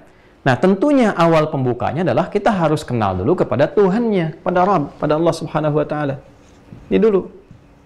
Nah, mengembalikan supaya kenal Allah dan mengesakannya disebut dengan tauhidullah. Tadi disebutkan semua nabi itu mengajarkan tauhid untuk mengenalkan Allah. Termasuk di Injil akan ditemukan tauhid, ya, di Taurat akan ditemukan tauhid, yaitu mengesahkan Allah Subhanahu wa Ta'ala. Nah, karena itu untuk mengembalikan ke sana, ya kan nggak mungkin bisa langsung terima begini, ya. Ya, non-muslim misalnya nggak akan langsung bisa terima begini. Wah, dari mana taunya Quran itu verifikasi kitab-kitab kami? Kan Quran datang belakangan. Masa yang belakangan memverifikasi yang datang sebelumnya? Kan bisa aja bertanya demikian, kan? Maka yang paling gampang dibalik logikanya, ya, oleh Allah Subhanahu wa Ta'ala. Kalau gitu, silahkan cek dulu kebenaran Qurannya. Ini ada Al-Quran. Ya. Jadi jangan bicara fungsi verifikasinya dulu, tapi silahkan cek dulu Qurannya. Ya. Di-challenge langsung oleh Allah kepada setiap pengkritik yang terkait dengan Al-Quran dari sejak ayat itu diturunkan, dari sejak era Nabi Sallallahu Alaihi Wasallam. Mereka berkata bahwa Quran itu produk budaya. Mereka berkata Quran itu adalah rekayasanya Nabi Muhammad Sallallahu Alaihi Wasallam. Quran itu sama dengan syair dan sebagainya. Sederhana. Ya, karena itu di-challenge dari sejak ayat ke-23 kita Quran ini. Silahkan dianalisis, silahkan dikaji dari berbagai aspeknya. Ya, dari segi misalnya tata bahasanya. Tata bahasa. Ya, silahkan mau ngambil gramatikalnya, mau ngambil kalimatnya, ayatnya, hurufnya, baru kemudian ke maknanya. Ya, isinya, informasinya. Masuk akal nggak ada seorang mengaku mengklaim seorang nabi datang dari daerah kemudian di pedalaman wadin lembah, ya, yang dia dari jauh pedalaman, ya, tiba-tiba kemudian di situ nggak pernah belajar, nggak pernah punya seorang guru, nggak pernah bikin syair, nggak pernah belajar baca tulis, tiba-tiba bisa menyampaikan informasi tentang kejatuhan Romawi, ya, tentang waktunya kapan, tentang bicara kiamat, tentang ini, tentang itu, tentang sifat-sifat ilmiah yang tidak pernah mendapatkan pengajarannya orang-orang selainnya di masa itu. Ya, bahkan yang paling pintar di masa itu pun nggak bisa mendapatkan informasi-informasi gaib yang memang belum terjadi. Ya, nah maka ditanyakan, silahkan dicek, silahkan di-recheck, dan beberapa bahkan Masya Allah di setiap zaman itu bisa merasakan keagungan dan kebenaran semua yang tercantum dalam Al-Quran ini. Dicek kebahasaannya, segalanya sampai ke maknanya. Yang paling menarik nanti setelah Anda temukan, ya, ini ada nggak sifat-sifat kemanusiaan di sini? Kan dituduh kan, ini kan produk budaya, karya manusia, kitab yang datang belakangan. Silahkan semua pertanyaan itu dikumpulkan, ya. Nanti kalau Anda tuduhkan ini sebuah karya dari manusia, ada nggak sifat-sifat kemanusiaan dalam Al-Quran ini? Ya. Semua. Dari lafadznya, ya, coba bandingkan dengan karya manusia. Ada nggak bahasa manusia yang tetap, bahasanya tetap seperti itu, nggak mengalami perubahan, nggak ada penyempurnaan, nggak ada ejaan yang disempurnakan, ulama dengan u baru itu berbeda, owe dengan u, dan seterusnya, ya kan? Di setiap generasi itu selalu bahasanya konsisten, lafadznya nggak pernah berubah, titiknya nggak pernah berubah, susunannya tetap seperti itu, yang ketika dibaca akan muncul, kemudian semua bagian dari sumber-sumber suara di tubuh kita, 29 tempat tuh keluar semuanya, dan membentuk karakteristik setiap pribadi yang menyuarakannya. Anda kan kalau baca Quran kan kelihatan, kalau benar bacanya, semua bagian sumber suara itu keluar dari tubuh kita, dan melahirkan satu harmoni yang membentuk sebuah irama pribadi. Jadi kita kenal, si fulan, itu kan, itu dari segi bunyinya saja. Kemudian konsistensi bacaannya, dari dulu alif lam mim sampai sekarang dengan kita kenal dengan alif lam mim, mudah dihafalkan. Nggak ada semua bacaan di muka bumi ini yang paling mudah dihafalkan kecuali Al-Quran. Dengan semua sifat manusianya, baik itu yang secara fisik bisa melihat, tidak bisa melihat, bahkan yang lumpuh otak, yang sehat otak dan sebagainya, bisa mudah menghafal Al-Quran. Tidak pernah bosan untuk dibacanya. Silahkan cek karya manusia, sehebat apapun mengalami penyempurnaan. Bahkan kadang-kadang ada kitab yang dituliskan bahasa aslinya malah nggak bisa diakses, yang ada terjemahan-terjemahan semua, ya kan? Kan fairnya begitu. Kalau nggak bisa diakses aslinya, yang ditemukan terjemahannya patut dipertanyakan. Tapi Al-Quran originalitasnya masih terjaga sampai dengan sekarang, mudah dihafalkan, nggak bosan bacanya. Ya, buku lain sehebat-hebatnya, karya yang paling luar biasa megahnya, dibaca sekali dua kali bosan simpan. Saya udah ngerti isinya. Al-Quran ini terus dibacakan tiap hari. Hilang sifat-sifat karya kemanusiaan di dalamnya, nggak ada. Ya, jadi apalagi itu belum sampai ke isinya, baru ke bagian-bagian gramatikalnya, susunannya. Ya, ketika Anda kemudian sudah tak mampu, bahasa gampangnya begini kata Al-Quran, Allah sampaikan, kalau memang dengan semua itu belum mampu membuat Anda yakin, udah, Anda mengatakan ini karya manusia, bikin seperti itu, ya, jika memang klaim Anda ini karya manusia. Karena kalau ini bikinan manusia dan Anda manusia, Anda pasti juga bisa membuat hal yang sama. Gampangnya begitu, ya kan? Tapi ketika tidak mampu, apalagi yang menjadikan Anda berat untuk menerima Al-Quran sebagai firman Allah, sebagai firman Tuhan, kecuali kungkungan nafsu, gitu kan? Jadi klaimnya adalah pembenaran, bukan mencari kebenaran. Karena itulah ketika dorongan kita mencari kebenaran dengan hati yang bersih, kita akan temukan, oh iya, ya ini di luar sifat-sifat itu, di luar sifat-sifat tuduhan-tuduhan yang disampaikan, sifat-sifat kemanusiaan. Ketika sudah disadari bahwa ini bukan makhluk, tapi ini kalamullah, firman Allah subhanahu wa ta'ala, dan yakin dengan itu, nah silahkan verifikasi ini ke sini. Anda kan sudah temukan kebenarannya. Ya, bahkan kalau mau jujur, hal yang sama yang diterapkan ke sini, coba cek di sini. Coba cek di Taurat, coba cek di Injil dan sebagainya. Yang ada sekarang, cek. Ya, Anda akan temukan, oh ternyata jauh sekali perbedaannya. Konsistensi itu, ya, dengan sifat-sifat yang terkait dengan kalamullah, firman Tuhan, lebih banyak akan ditemukan di Al-Quran. Silahkan cek dibandingkan dengan kitab-kitab yang diklaim kembali ke Tuhan, gitu kan? Balik ke sini. Karena itu kemudian, nah setelah ini disadari, kan banyak disoal Nabi SAW dari mulai fase di Mekah sampai di Madinah, ya. Yahudi menyoal, Nasrani menyoal dan sebagainya. Tapi kita kembali ke fokus ke Yahudi di sini. Mereka menyoal nanti satu-satu untuk menunjukkan kebenaran. Karena mereka tahu sebetulnya Nabi Muhammad ini seorang rasul, seorang nabi. Maka yang banyak menguji diantaranya siapa? Rahib-rahibnya, para pendeta-pendeta Yahudinya, rabi-rabinya. Maka menguji Nabi SAW. Ya, di antara ujian itu ada yang detil ditanyakan, dijawab langsung turun ayat. Seperti yang saya katakan, kita kan kalau Jumat tuh di antara yang kita baca surat Al-Kahf kan, ya, dan viral kisah terakhir itu tentang Dzulqarnain. Itu kan ada 4 kisah viral kan dengan turunannya. Kisah tentang para pemuda Ashabul Kahf, kisah tentang 2 orang sahabat yang berdialog kaya dengan yang sederhana, itu kan? Dan kisah Nabi Musa dengan Khidir, dan yang keempat adalah kisah tentang Dzulqarnain. Di kisah Dzulqarnain ini itu kan atas pertanyaan orang Yahudi. Kalau engkau mengklaim seorang nabi, seorang rasul, coba kisahkan kepada kami tentang kisah seorang yang agung, Dzulqarnain itu. Maka dibimbing oleh ayat, oleh wahyu untuk diterangkan. Setelah itu selesai masalahnya, karena terverifikasi. Apa yang disampaikan di kitab-kitab sebelumnya, ini uji nanti dengan ini, uji dengan ini, semuanya teruji betul. Ya. Nah, yang paling menarik adalah, di kitab-kitab sebelumnya pun itu sudah ada ajaran tauhid. Untuk memverifikasi kebenaran itu, sebelum jadi verifikator di Al-Quran, diterangkan dulu oleh Allah logika tentang tauhid itu. Diterangkan. Nanti setelah paham, setelah mengerti, silahkan cek. Ya, silahkan cek. Itulah indahnya Al-Quran. Jadi, tidak memberikan sebuah penjelasan untuk mengajak, kecuali membuktikan proses kebenarannya dulu. Dan diajarkan kita. Nanti, itu baru sifatnya ini nih, tauhid. Belum ke ibadah, belum ke sosial, belum ke akhlak gitu. Ini baru di sini saja. Nah, contoh misalnya, laisa kamitslihi syai', yang disebut Tuhan itu, ya kan? Ya, yang disebut Tuhan harus beda dengan yang bukan Tuhan. Mutlak. Ya, totally different, harus beda sama sekali, nggak boleh ada kesamaan. Sebab kalau ada kesamaan di antara satu sifat dengan yang bukan Tuhan, artinya ada potensi yang menjadikan yang bukan Tuhan bisa jadi Tuhan. Ya kan? Maka ini harus punya sifat khusus yang melekat kepadanya, tidak sama dengan yang lainnya, ya, mukhalafatul lil hawadits, ya. Jadi, apa di antaranya? Qul huwallahu ahad, satu, gitu kan? Yang disebut Tuhan itu mesti tunggal, mesti esa. Satu-satunya tidak bercabang. Karena yang bercabang itu cuma makhluk. Ya, misal, lam yalid wa lam yulad, tidak melahirkan, tidak dilahirkan. Kan melahirkan sifat manusia, dilahirkan sifat manusia. Maka tidak mungkin ada Tuhan hasil kelahiran, atau ada Tuhan berpasangan untuk melahirkan. Yang berpasangan kan makhluk, ya kan? Laki-laki dengan perempuan, ya kan? Kemudian pasangan siang dengan malam, demikian seterusnya. Jadi kalau ada yang berpasangan, itu makhluk namanya. Nah, Tuhan nggak boleh berpasangan. Kan kita sepakat, semua sifat Tuhan itu mesti beda dengan makhluk. Jadi kalau ada melekat pada makhluk, berarti setiap makhluk berpotensi dipertuhankan. Maka Tuhannya akan relatif. Nggak ada Tuhan mutlak di situ. Karena semua makhluk berpotensi bisa dituhankan. Yang ini bisa Tuhan, ini bisa Tuhan. Akhirnya apa? Standarnya nggak ada. Jadi relatif akhirnya. Ya, ketika menjadi relatif, tidak hak, bukan Tuhan yang sesungguhnya. Maka kaidah yang diperkenalkan oleh Al-Quran sederhana sekali. Kaidah yang diperkenalkan oleh Al-Quran sangat sederhana. Dan itu sangat masuk akal. Laisa kamitslihi syai'. Maka tidak boleh ada yang sama, yang serupa dengan semua sifat yang melekat pada Tuhan. Jadi kalau makhluk yang lain berpasangan, ya, maka Tuhan ini mesti ya, ahad. Mesti satu-satunya, tidak ada pasangannya. Lam yalid wa lam yulad.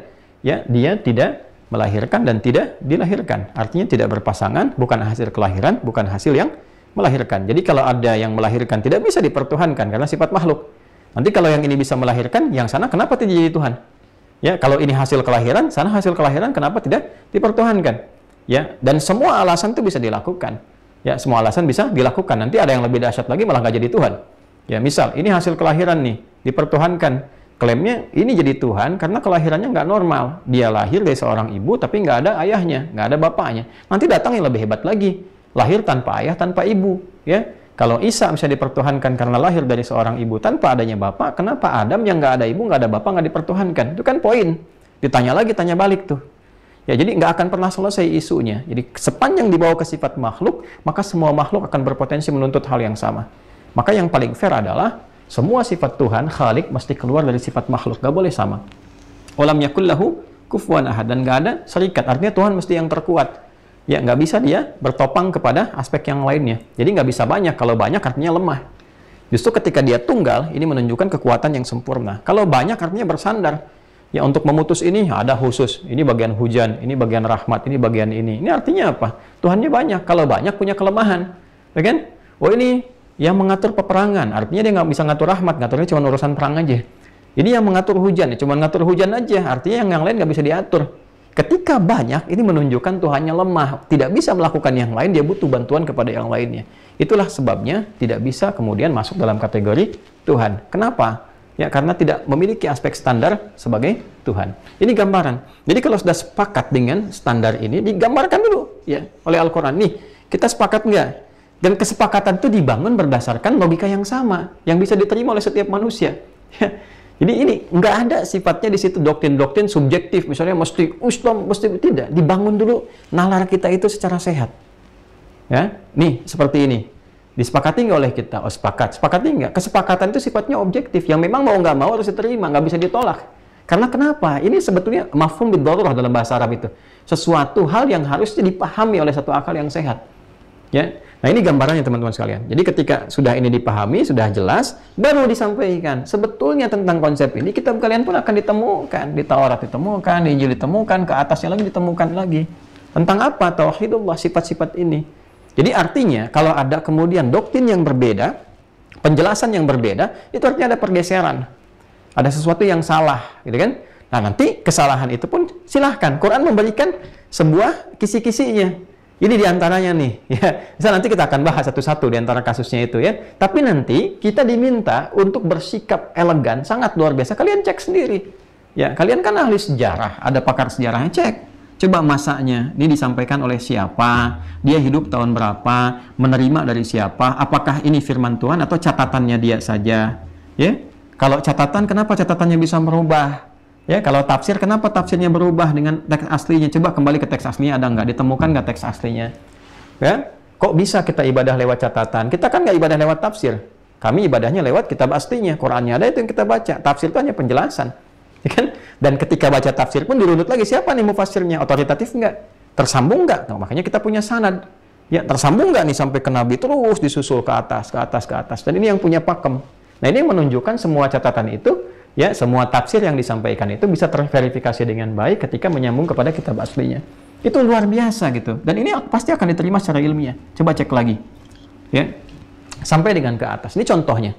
Nah, ini adalah penjelasan detail dari apa yang disampaikan dari tafsir yang kita baca tadi, ya, fi da'wati ila tauhidillah. Semua kitab-kitab yang diturunkan sebelum Al-Qur'an sesungguhnya itu semua mengajak dan mengenalkan keesaan Allah Subhanahu wa taala. Wa tarkil fawahish, dan meninggalkan segala penyimpangan-penyimpangan syahwat, misalnya perzinaan, rajam gitu. Ada di kitab-kitab dulu. Silahkan cek, di Taurat tuh ada rajam, ya. Kemudian di Taurat tuh ada larangan meninggalkan zina, gitu kan? Larangan untuk berzina, ya, larangan untuk berzina. Artinya perintah meninggalkan zina. Larangan berzina, larangan selingkuh, gitu kan? LGBT dan sebagainya. Banyak sekali larangan itu. Ya, jadi kalau kalian kemudian disampaikan oleh Al-Quran, diturunkan lagi. Kalau mengaku tadi ya Bani Israel, katanya mengaku Bani Israel, ya kan? Generasi dari hamba Allah yang taat. Kalau benar taat kepada Allah, coba ajarannya diikuti nggak? Ya, ini ada fawahish nih. Ada zina, ada selingkuh, ada hubungan yang terlarang, gitu kan, hubungan sebelum menikah dan sebagainya.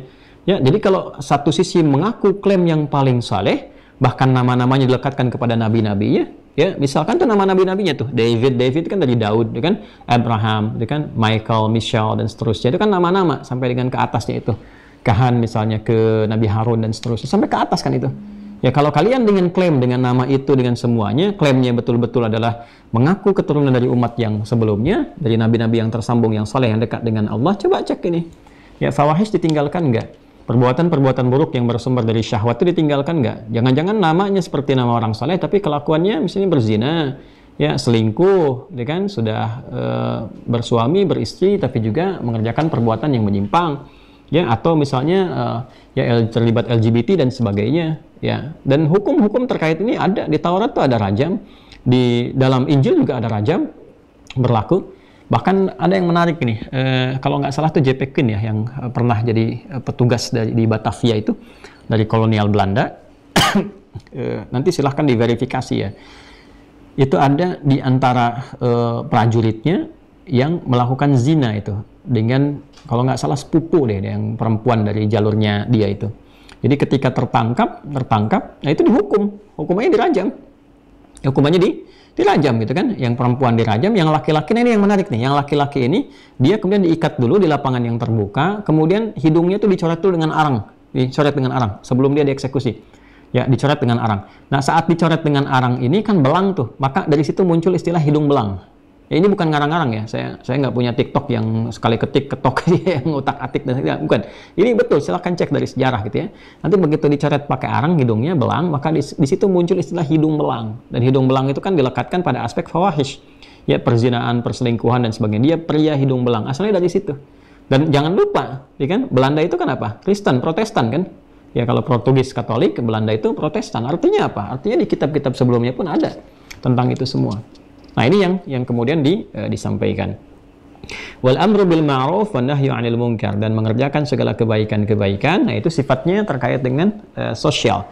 Jadi kalau tauhidullah itu ritual, tauhidullah itu ketuhanan, ya, uluhiyah, tarkul fawahish dan sebagainya dari aspek itu masuk kepada ibadah ritual. Makanya ritual-ritual itu kita dilatih untuk terbebas dari perbuatan itu fahsya dan mungkar. Fahsya, fawahish kan jamaknya fahsya, itu sifatnya fahsya, kan jamaknya fawahish.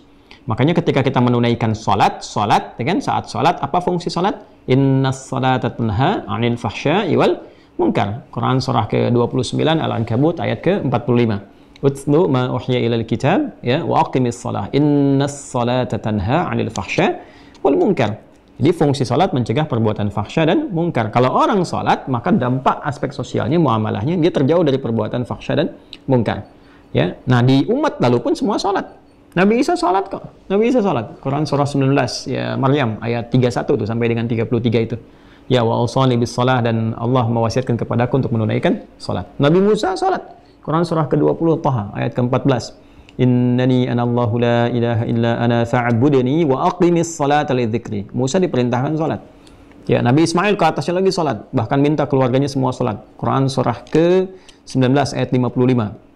Ya, wa kana ya'muru ahlahu bis shalah, dan beliau memerintahkan semua keluarganya salat. Nabi Zakaria, ya, Nabi Zakaria ayahnya Yahya, Nabi Zakaria menikah dengan Elisabeth melahirkan Yahya, John, gitu kan?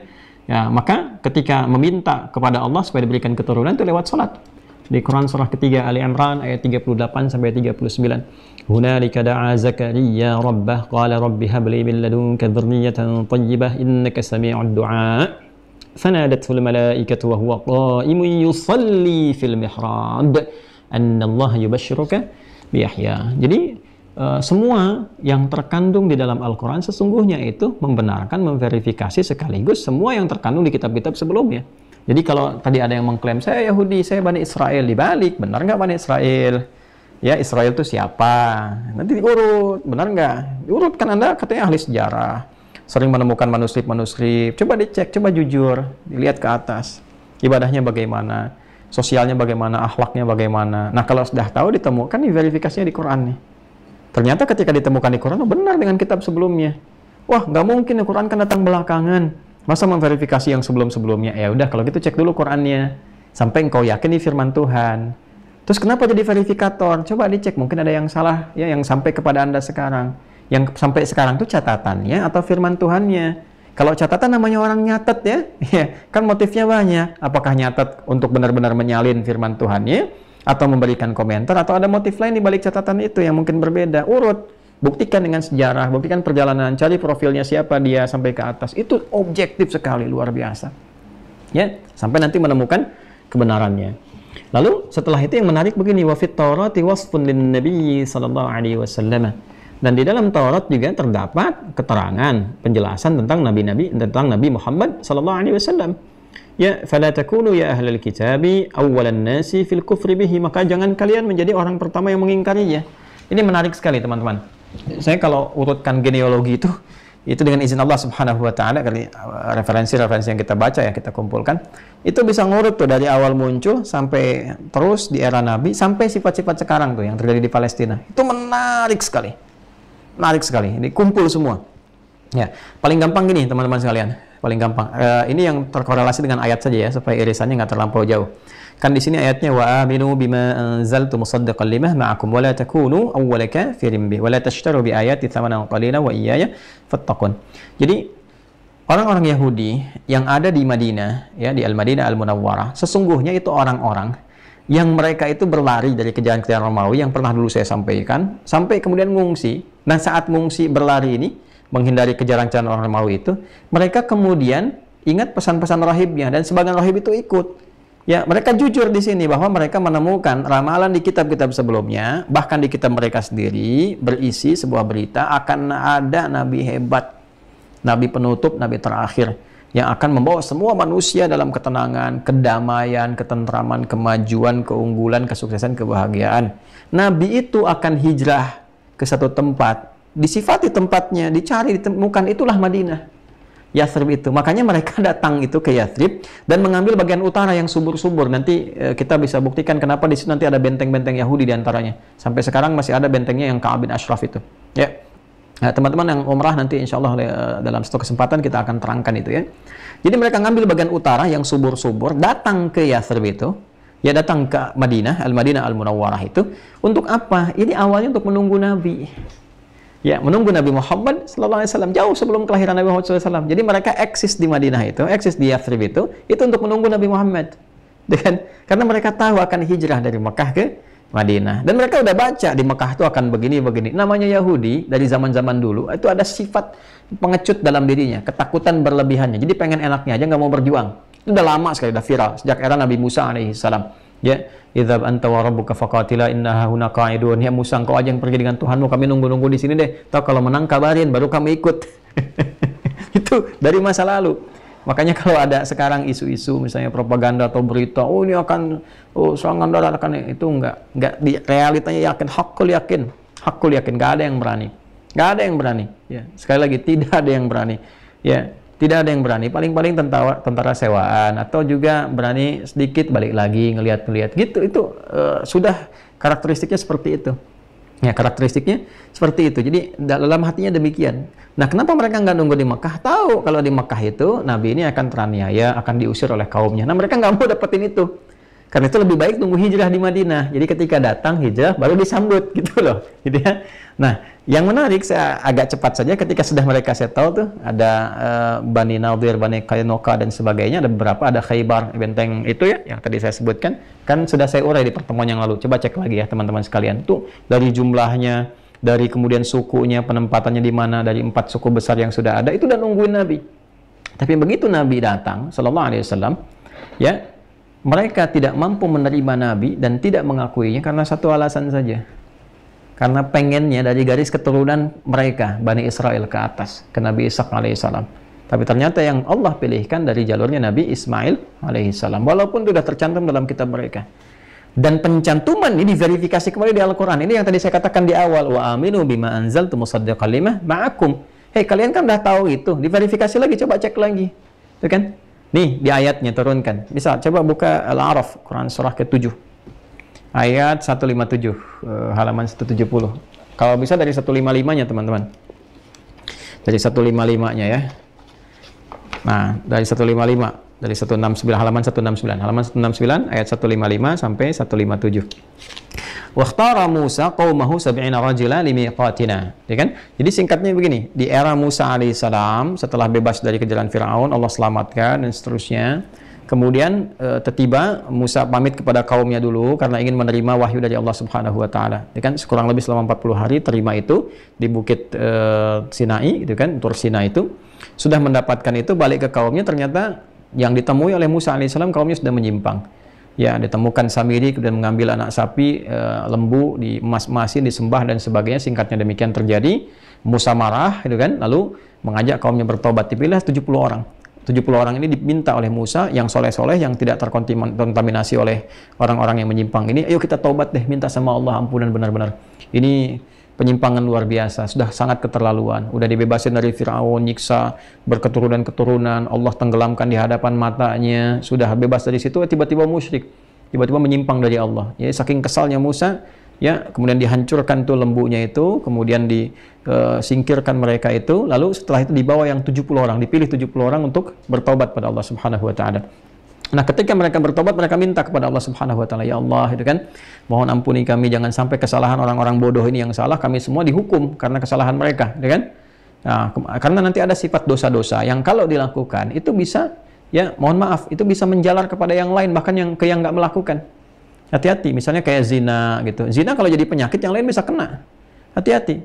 HIV misalnya kan, AIDS dan sebagainya nyebar, terus penyakit-penyakit LGBTQ. Dan itu ada bawa penyakit tuh, hati-hati tuh. Kalau udah kena penyakit itu nular kepada yang lain. Nanti yang nggak kena itu ke bawah-bawah semua. Ke bawah-bawah itu nular loh, hati-hati loh. LGBT itu nular sekali, dan itu merusak. Penyakitnya nanti nyebar kemana-mana. Hati-hati di rumah tangga, kena nih, yang laki-laki kena, itu kan rusak nanti. Ke istri hubungan rusak, ke anak rusak, ke semua rusak, bawa penyakit yang lain. Makanya disebut dengan penyakit sosial masyarakat. Ya, hati-hati. Dan ini sangat berbahaya, extraordinary crime. Ya, karena itu kenapa kita keras misalnya, tidak sepakat dengan ini, tolong bikin peraturan yang keras tentang larangan zina, larangan LGBT dan sebagainya, karena merusak. Yang terbaru kan cacar monyet dan sebagainya, kan dari situ juga sumbernya. Ya, mesti hati-hati itu. Dan ketika sudah ada, kena yang lain. Jadi ada penyakit-penyakit yang ketika dilakukan itu penyakit sosial di masyarakat itu nular. Yang lain yang nggak terlibat bisa kena. Ya karena buruknya penyakit nih. Karena buruknya penyakit ini. Dan hati-hati dia. Kenapa Allah ini kan nggak berbuat, kenapa kena? Ya ente kenapa diamkan? Dia datang bawa penyakit, Anda nggak perbaiki. Ya, Anda nggak hilangkan, Anda nggak tepikan itu semua. Gitu kan? Nggak larang. Jadi Anda sendiri yang menjadikan itu terbuka. Ya, nah ini setelah kena baru, ya Allah begini begitu. Kenapa dari awal sudah disampaikan, tidak disekat dan sebagainya. Ya, ini sangat berbahaya. Hati-hati ya, hati-hati teman-teman sekalian. Karena di berbagai tempat di luar itu sudah bukan cuma disponsori, dipromosikan. Ya berbahaya kalau sampai ke kita, apalagi sampai ke institusi-institusi. Saya ingatkan ya, teman-teman di institusi hati-hati dengan penyakit-penyakit menular seperti LGBT. Hati-hati sekali, hati-hati. Ya, balik ke sini teman-teman sekalian. Maka mereka berdoa pada Allah Subhanahu wa taala, ya Allah, gitu kan, mohon ampuni kami, jangan sampai perilaku mereka yang menyimpang mengena kepada kami semuanya dan sebagainya, gitu kan. Sampai Musa pun memohon kepada Allah, ya Allah, mesti apakah dengan perilaku mereka ini aku mesti dihukum, hamba aku semua dihukum, termasuk aku di dalamnya, ya Allah.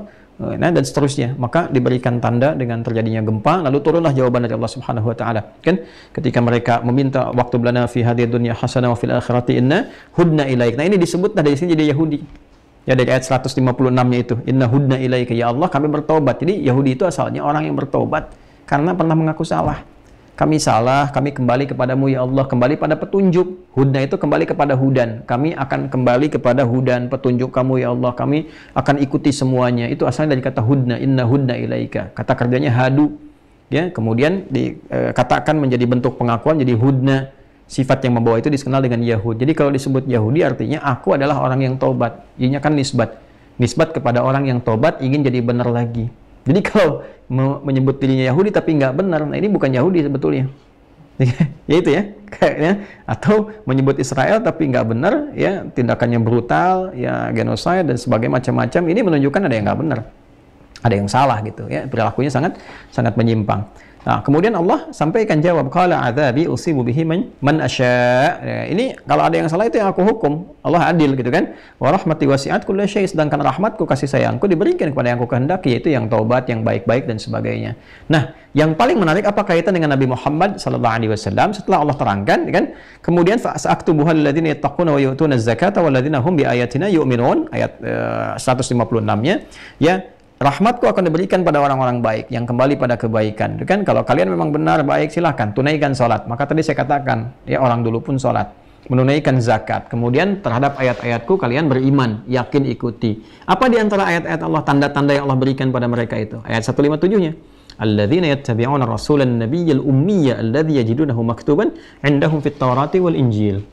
Ya, salah satu cara untuk mengikuti itu kan tanya, ya Allah, bagaimana cara kami mengikuti apa yang Kau sampaikan ini? Kami pengen sholat, kami pengen berzakat, kami pengen yakin dengan apa yang kemudian Kau turunkan sebagai bimbingan. Maka Allah sampaikan sejak zaman Musa alaihissalam pada umat-umat awal Yahudi itu disampaikan, ya kamu dan semua generasimu ikuti ayatku, petunjukku sampai tiba Nabi terakhir.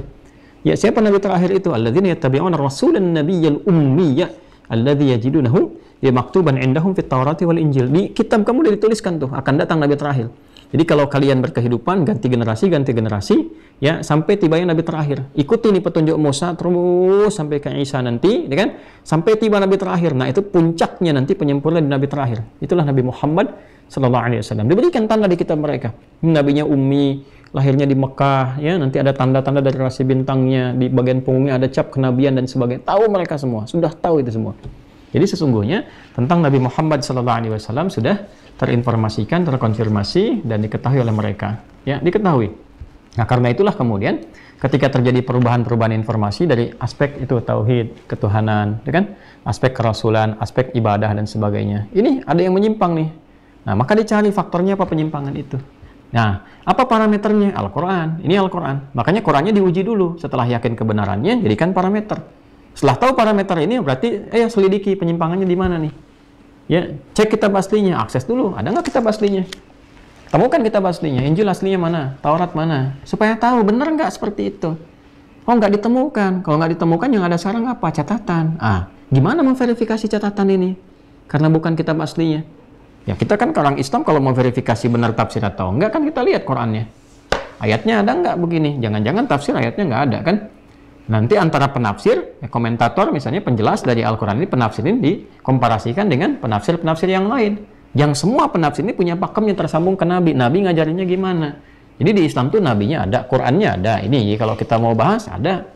Ya, sebagai dasar untuk acuannya. Lalu kemudian nabinya ada, hidupnya ada, dijelaskan lahirnya di mana. Tempat lahirnya sampai sekarang masih ada. Tempat hijrahnya masih ada, situsnya masih ada. Kemudian secara genealogi keilmuannya, sanad keilmuan, ya itu bisa ditelusuri. Nabi mengajarkan pada si fulan orangnya ada nggak? Oh ada nih. Itu kan? Lalu dibahas si fulan ini siapa? Kalau dia orang baik, kualifikasi baik apa? Ilmunya baru diterima. Kalau nggak baik, keluar dari situ. Maka muncul ilmu lagi. Jarah wa ta'dil namanya. Ya kan? Ini yang baiknya, ini yang nggak bagusnya. Ini ukurannya. Jadi kalau indikatornya baik, terima riwayatnya begini. Nyambung nggak? Itu banyak syaratnya. Ya, jangankan Al-Quran untuk mendapatkan tafsir. Untuk hadis penjelas dari Nabi saja, itu syaratnya ketat sekali, yang pokok 5. Mattasala isnaduhu, ya, binaqlil adli, ad-dhabiti, anil ad-dhabiti, min ghairi syuzudin, wala illatin qadihah. 5 nih. Sanad mesti tersambung, yang tersambung mesti mutawatir, mesti adil, mesti hafalannya kuat, jangan salah titik koma. Kan mesti tidak terjebak pada perbuatan maksiat secara pribadi baik, ya, kemudian juga tidak terlibat dalam persoalan sosial masyarakat. Itu diurut semua. Dan itu ada pakemnya sampai ke sini. Nah, yang catatan-catatan Anda itu gimana memverifikasinya? Ada metodologinya enggak? Dari mana tahunya si fulan benar ketika menyampaikan catatan? Biblios itu kan, Bible itu kan catatan. Aslinya mana? Ya kan? Ketika disebut Injil, mana Injilnya? Lalu yang nyatat ini siapa? Dari mana tahunya itu? Dari Nabi Isa alaihissalam. Seperti apa? Jalurnya bagaimana? Ketemunya kapan? Dari mana verifikasi itu benar? Siapa yang membuktikan? Di Islam itu nggak ada satu pun yang nyatet sahabat, kecuali ada nggak bukti yang sezaman dengan itu yang benar-benar dia nyatet. Siapa yang tahu itu? Siapa yang dapat dari situ? Nanti kualifikasinya beda-beda. Ada hadis mutawatir, ada hadis masyhur, ada hadis ahad. Turunannya tuh bisa beda hukum. Gitu kan? Nah, yang pokok-pokok tentang tauhid, tentang ibadah, nggak boleh. Hadis-hadis yang misalnya diriwayatkan cuma satu orang, yang ahad itu diterima nggak bisa. Semua harus ada. Yang nyaksikan banyak nggak? Ada peluang bohongnya nggak?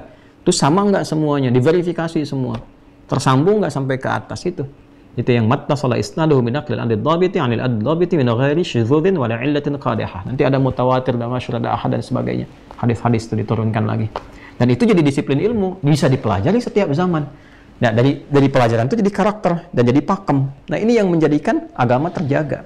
Makanya komentar pertama dari Ibnu Sirin yang dikutip oleh Imam Muslim dalam kitab sahihnya di pembukaan jilid pertama di kitab Muqaddimah, ya, disampaikan bahwa al-isnad minad-din, verifikasi lewat sanad itu adalah ya verifikasi terbaik untuk menjaga kebenaran agama. Jadi kalau orang salah belajar bisa salah menyimpulkan, salah beramal, salah ibadah, itu pokoknya. Maka di sini ayat 41 para Yahudi tadi, kembali ke Yahudi ya, mereka dipertanyakan ulang oleh Allah lewat Al-Quran. Coba benar nggak kalian Bani Israel, gitu kan? Isi kitabnya benar nggak? Terus kan di kitab kalian ada di sini aja kan untuk tungguin Muhammad SAW. Kenapa setelah nabinya ada, kalian malah tanyakan wahyunya benar apa enggak? Perlu verifikasi ulang. Maka dibalas oleh Quran. Coba dijawab nih, pertanyaannya dijawab. Terus ditanya balik. Terus yang kitab kalian bagaimana? Mana aslinya? Datangkan Tauratnya, gitu kan? Yang hafal-hafal mana? Coba datangkan, coba bacakan gitu. Nah itu poinnya teman-teman sekalian. Itu gambarannya. Jadi di akhir ternyata diungkap salah satu motifnya. Salah satu motifnya adalah wala tashtaru bi ayati tsamanan qalila. Ternyata di antara selain motif-motif tadi ada perasaan iri kenapa harus dari jalur ini, ada motif yang lebih kuat lagi dari balik itu, yaitu apa? Ya motif duniawi. Wala tashtaru bi ayati tsamanan qalila. Jadi ada setelah diketahui bahwa oh kok Nabi Muhammad ya yang diangkat jadi rasul bukan dari jalurnya genetiknya Nabi Ishak, tapi genetiknya Nabi Ismail. Maka ada sebagian-sebagian mereka yang tidak menerima itu lalu mencoba untuk menggeser, mereduksi, mengurangi nilai-nilai yang ada, menyimpangkan, lalu menulis versi-versi catatan yang baru dengan harapan apa? Bukan hanya menyimpangkan, dengan harapan di situ terjadi transaksi materi. Ya, untuk mendapatkan keuntungan-keuntungan yang sesaat. Kata Al-Quran disifati yang tidak bernilai. Sama dengan kalilah, kok tega menukar ayat-ayat Tuhan dengan keuntungan dunia yang sebetulnya kalian nggak untung juga. Nah, jadi di sini ada kesan yang dibangun, yang disampaikan bahwa ada perilaku rahib-rahib di masa lalu, dan itu kalau nggak diungkap namanya, berpotensi itu akan berulang di setiap generasi. Jadi ada yang mengandalkan catatan-catatan, bukan pada kitab aslinya, tapi catatan-catatan itu dipertahankan, motifnya menjadi bagian pemuka di situ untuk mendapatkan materi-materi duniawi.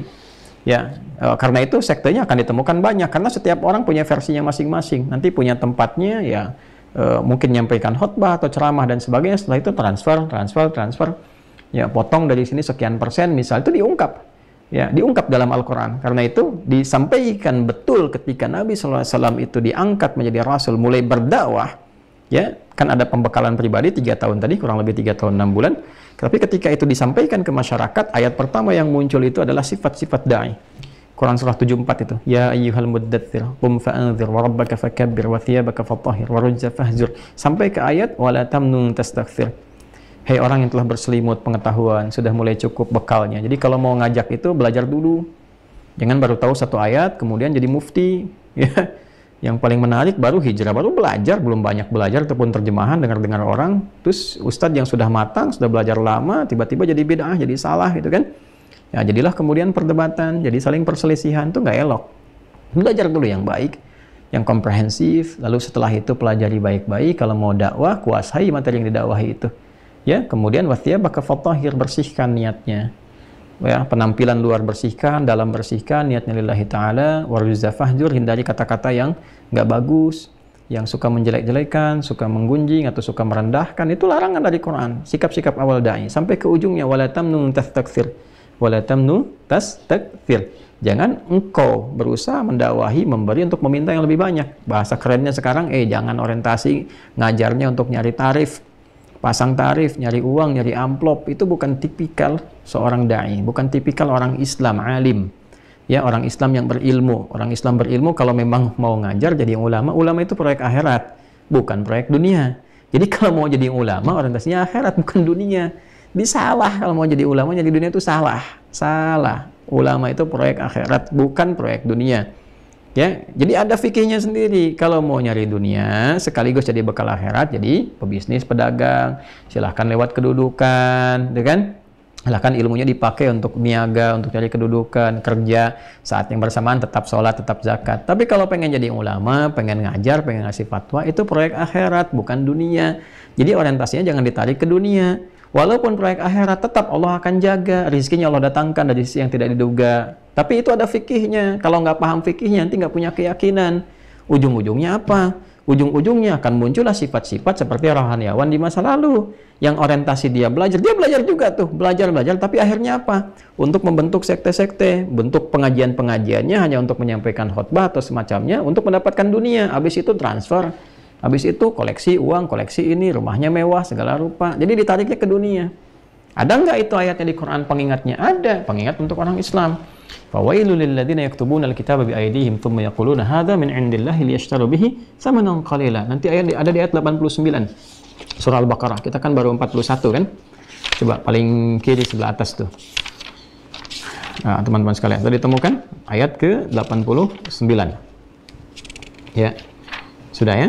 Nah, jadi ketika teman-teman dapatkan itu, walamma ja'ahum kitabun min 'indillahi musaddiqun lima ma'ahum wa kanu min qabli yastaftihuna 'alal ladzina kafaru falamma ja'ahum ma 'arafu kafaru bih fala'natullahi 'alal kafirin. Kan? Nah, jadi saya mau sampaikan di satu titik dulu. Ayat ini memverifikasi tentang tadi harapan-harapan orang Yahudi. Jadi begitu mereka menginginkan menunggu-nunggu seorang nabi rasul di Madinah, ketika turun dapat, ya ternyata tidak seperti yang mereka harapkan. Maka apa yang terjadi kemudian? Mereka kemudian menolak, ya, falamma ja'ahum, kemudian kafaru ma'arufu kafaru bi, setelah mereka mengetahui yang datang itu sesuai dengan sifat-sifat yang dituliskan di kitab mereka, kafaru bi, mereka ingkar. Fala'natullahi 'alal kafirin, maka Allah memberikan laknat, hukuman pada orang-orang yang mengingkari itu. Katanya mereka menunggu, katanya mereka sudah mendapatkan itu semua, ya kan? Tapi ketika sudah Allah berikan, ternyata mereka tolak. Maka apa yang terjadi dalam penolakan itu? Flashback ke belakang. Ya, flashback ke ayat yang ke-79. Ya, ayat ke-79. Fawailul lilladzina yaktubuna alkitaba biaydihim thumma yaquluna hadza min 'indillahi liyashtaru bihi thamanan qalila fawailul lahum mimma katabat aydihim wa wailul lahum mimma yaksibun. Jadi ada di antara mereka yang kreatif, yaksibun kasab. Kasab itu mencari penghasilan, mencari duniawi. Sifat dunia dengan cara apa? Memanfaatkan catatan-catatan itu, ya, kemudian membangun penguatan-penguatan, belajar retorika dan sebagainya, hanya untuk mengumpulkan massa. Setelah itu memperkaya diri sendiri. Nah, orang Islam nggak boleh begitu. Ustadz tuh hati-hati tuh, ya. Nih, boleh nih kata-kata saya diviralkan juga boleh, ya. Hati-hati. Para ustadz, para dai-dai, mubalik, hati-hati. Bertakwalah kepada Allah, bertakwa kepada Allah. Kalau berdakwah yang ikhlas. Kalau bertabligh ke masyarakat, apalagi di pedesaan, ya Allah, jangan sulitkan mereka. Hati-hati, mereka tuh ngundang antum-antum, apalagi yang dai-dai nasional tuh kadang-kadang ada yang jual ini, jual itu, dari daerah iuran-iuran. Hidup mereka itu kadang-kadang Allahu Akbar. Jadi kan sebulan cuma dapat 100.000, ada yang petani garam, ada yang kebun, cuma untuk lihat antum aja. Kadang-kadang mereka iuran demi antum datang gitu. Ya, takwalah kepada Allah tuh. Jangan cari-cari tarif. Jangan beda-bedakan tuh amplop ini, amplop itu. Bertakwalah kepada Allah. Ya, dan doakan saya juga ya, teman-teman, doakan saya. Jadi kalau ada belum kesempatan datang, bukan karena gak bisa ini itu, bukan. Antum bisa bayangkan ya, kita nyusun jadwal tuh dari Oktober untuk setahun. Tapi jadwal yang masuk 1.000 lebih, nyusunnya bagaimana gitu, ya. Maka kita petakan tuh, ada yang kajian-kajian rutin. Seperti Sabtu nanti misalnya di Tanah Kusir rutin tuh ada. Ya, jadi ada yang sifatnya di dalam, ada yang luar Jawa, kita bagi, ada yang di luar negeri. Sebulan dibagi begitu. Tapi ya kebagiannya satu-satu gitu kan. Nah, agak sulit kalau mendadak-mendadak. Dan itu kita bagi lagi dengan keluarga. Kadang-kadang 24 jam, tidur misalnya 2-3 jam. Taruhlah 4 jam, saya 20 jam kan. Dari 20 jam tuh kadang-kadang 18 jam buat dakwah, buat kantum, 2 jam buat keluarga gitu kan. Nah, kadang-kadang sudah buat keluarga pun ya ada yang datang juga jamaah minta ini, minta itu, ya. Ya, bertakwalah pada Allah Subhanahu wa taala. Itu juga koreksi buat kami, masukan, tolong didoakan ya supaya Allah ikhlaskan benar-benar. Jadi kita juga membentengi diri. Ini apa yang antum lihat sekarang ini wakaf ini, teman-teman. Wakaf. Alhamdulillah, gedung Kuantum Akhir nanti kami sampaikan. Gedung Kuantum Akhir di Bekasi sekarang sudah wakaf. Ya, kami minta pada sahabat kami, ketua kepala BPN itu supaya diproses sertifikat. Jadi alhamdulillah sudah jadi sertifikat wakaf. Jadi gedung kiainya wakaf, kemudian ini studio, alat-alat semua nih, alat rekam, kemudian di situ ada TV macam-macam, itu wakaf semua. Alhamdulillah. Jadi kita bentengi dengan itu. Ya, kalau antum temukan beberapa aset di Kiai sudah kita siapkan wakaf-wakaf itu semua. Saya cuma pakai sementara lah yang saya pakai saja. Ya, mungkin pakaian, ya, beberapa mungkin saya pakai, kitab-kitab, selebihnya wakaf. Dan setelah dipakai pun selesai kan, nanti bagi lagi gitu. Saya bentengi dengan seperti itu supaya nggak ada orientasi-orientasi berlebihan pada dunia. Ya. Nah, sama pesantren juga sama. Tadi pas jeda ke Isya itu ada iklan tentang pesantren, itu wakaf semua, dari tanahnya bahkan. Tanahnya, kemudian juga bangunannya semua. Bahkan saya pun mewanti-wanti teman-teman yang bangun tuh, ya, bahwa ini adalah yang Anda bangun semuanya wakaf. Jadi jangan sampai ada penyimpangan-penyimpangan 1 rupiah pun di dalamnya, karena wakaf semua lillah.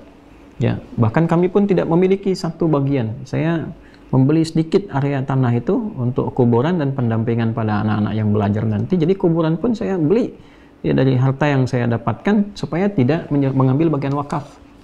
Itu kita berusaha, teman-teman. Kita berusaha sebaik-baiknya. Nah, maksudnya apa? Supaya Allah ridha, karena ini kan proyek akhirat. Tapi tadi saya katakan alhamdulillah, alhamdulillah, walaupun kita ngejar proyek akhirat, ya Allah jaga dunianya.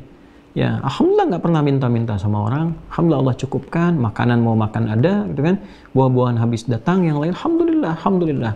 Ya, alhamdulillah. Tidur bisa di mana saja. Jangan kira antum lihat saya tidur bisa di kasur macam-macam. Tidak, kadang di karpet yang diinjak orang-orang.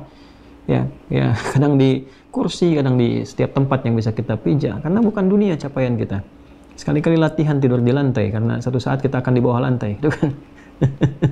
Ya, itulah teman-teman sekalian, dan belum tentu jadi baik apa, banyak salah, masih banyak salah. Dilihat banyak salah. Karena itu belajar pada kiai-kiai yang lain, ya. Belajar pada habaib, ustaz-ustaz yang ikhlas, dapatkan ilmu dari mereka. Kita nggak tahu di titik mana Allah berikan hidayah pada kita semua. Pada akhirnya wa iyaya fattaqun, kita masih sadar kata Allah yang disampaikan pada orang Yahudi di masa itu, kalian sadar. Ya, mesti takut, mesti cari bekal, mesti takwa. Karena kepadaku kalian semua akan kembali, kata Allah. Kepadaku kalian bertakwa. Makanya ayat itu kemudian diformulasikan dengan singkat, sering diulang oleh Nabi, terutama di waktu Jumat, esok setiap pekan Jumat. Di Ali Imran ayat 102. Ya ayyuhalladzina amanu taqullaha haqqa tuqatih wa la tamutunna illa wa antum muslimun. Hai semua orang telah menyatakan beriman, tingkatkan takwamu kepada Allah dengan cara yang benar, jaga diri, ya, beribadah dengan baik, isi aktivitas hidup dengan benar sebagai ibadah pada Allah, jaga itu sampai wafat. Jangan sampai wafat kecuali dalam keadaan kenal Allah dan tunduk patuh kepada Allah. Kenal, tunduk, patuh, taat, namanya muslim. Ya, keyakinan disebut dengan Islam. Orangnya disebut dengan muslim. Jadi itu inti kajian kita di pertemuan malam hari ini, teman-teman sekalian. Mudah-mudahan Allah muliakan kita semua. Dan yang terpenting adalah kita belajar. Edisi Yahudi itu sebetulnya banyak yang bisa digaji segmentasinya. Dulu pernah kita belajar sebagian kecil. Nanti waktu-waktu tertentu ya, kalau sudah ada kajian renggang kita bisa bahas kembali. Termasuk juga dengan fenomena-fenomena yang kita dapatkan kehidupan ini. Tapi pada akhirnya adalah itu menunjukkan kepada kita tentang kebenaran isi Al-Quran. Ya, maka dengan cara apa lagi Allah masih menyadarkan kita untuk dekat dengan Allah Subhanahu wa Ta'ala. Semoga Allah muliakan kita semua. Semoga Allah rahmati kita. Dan saya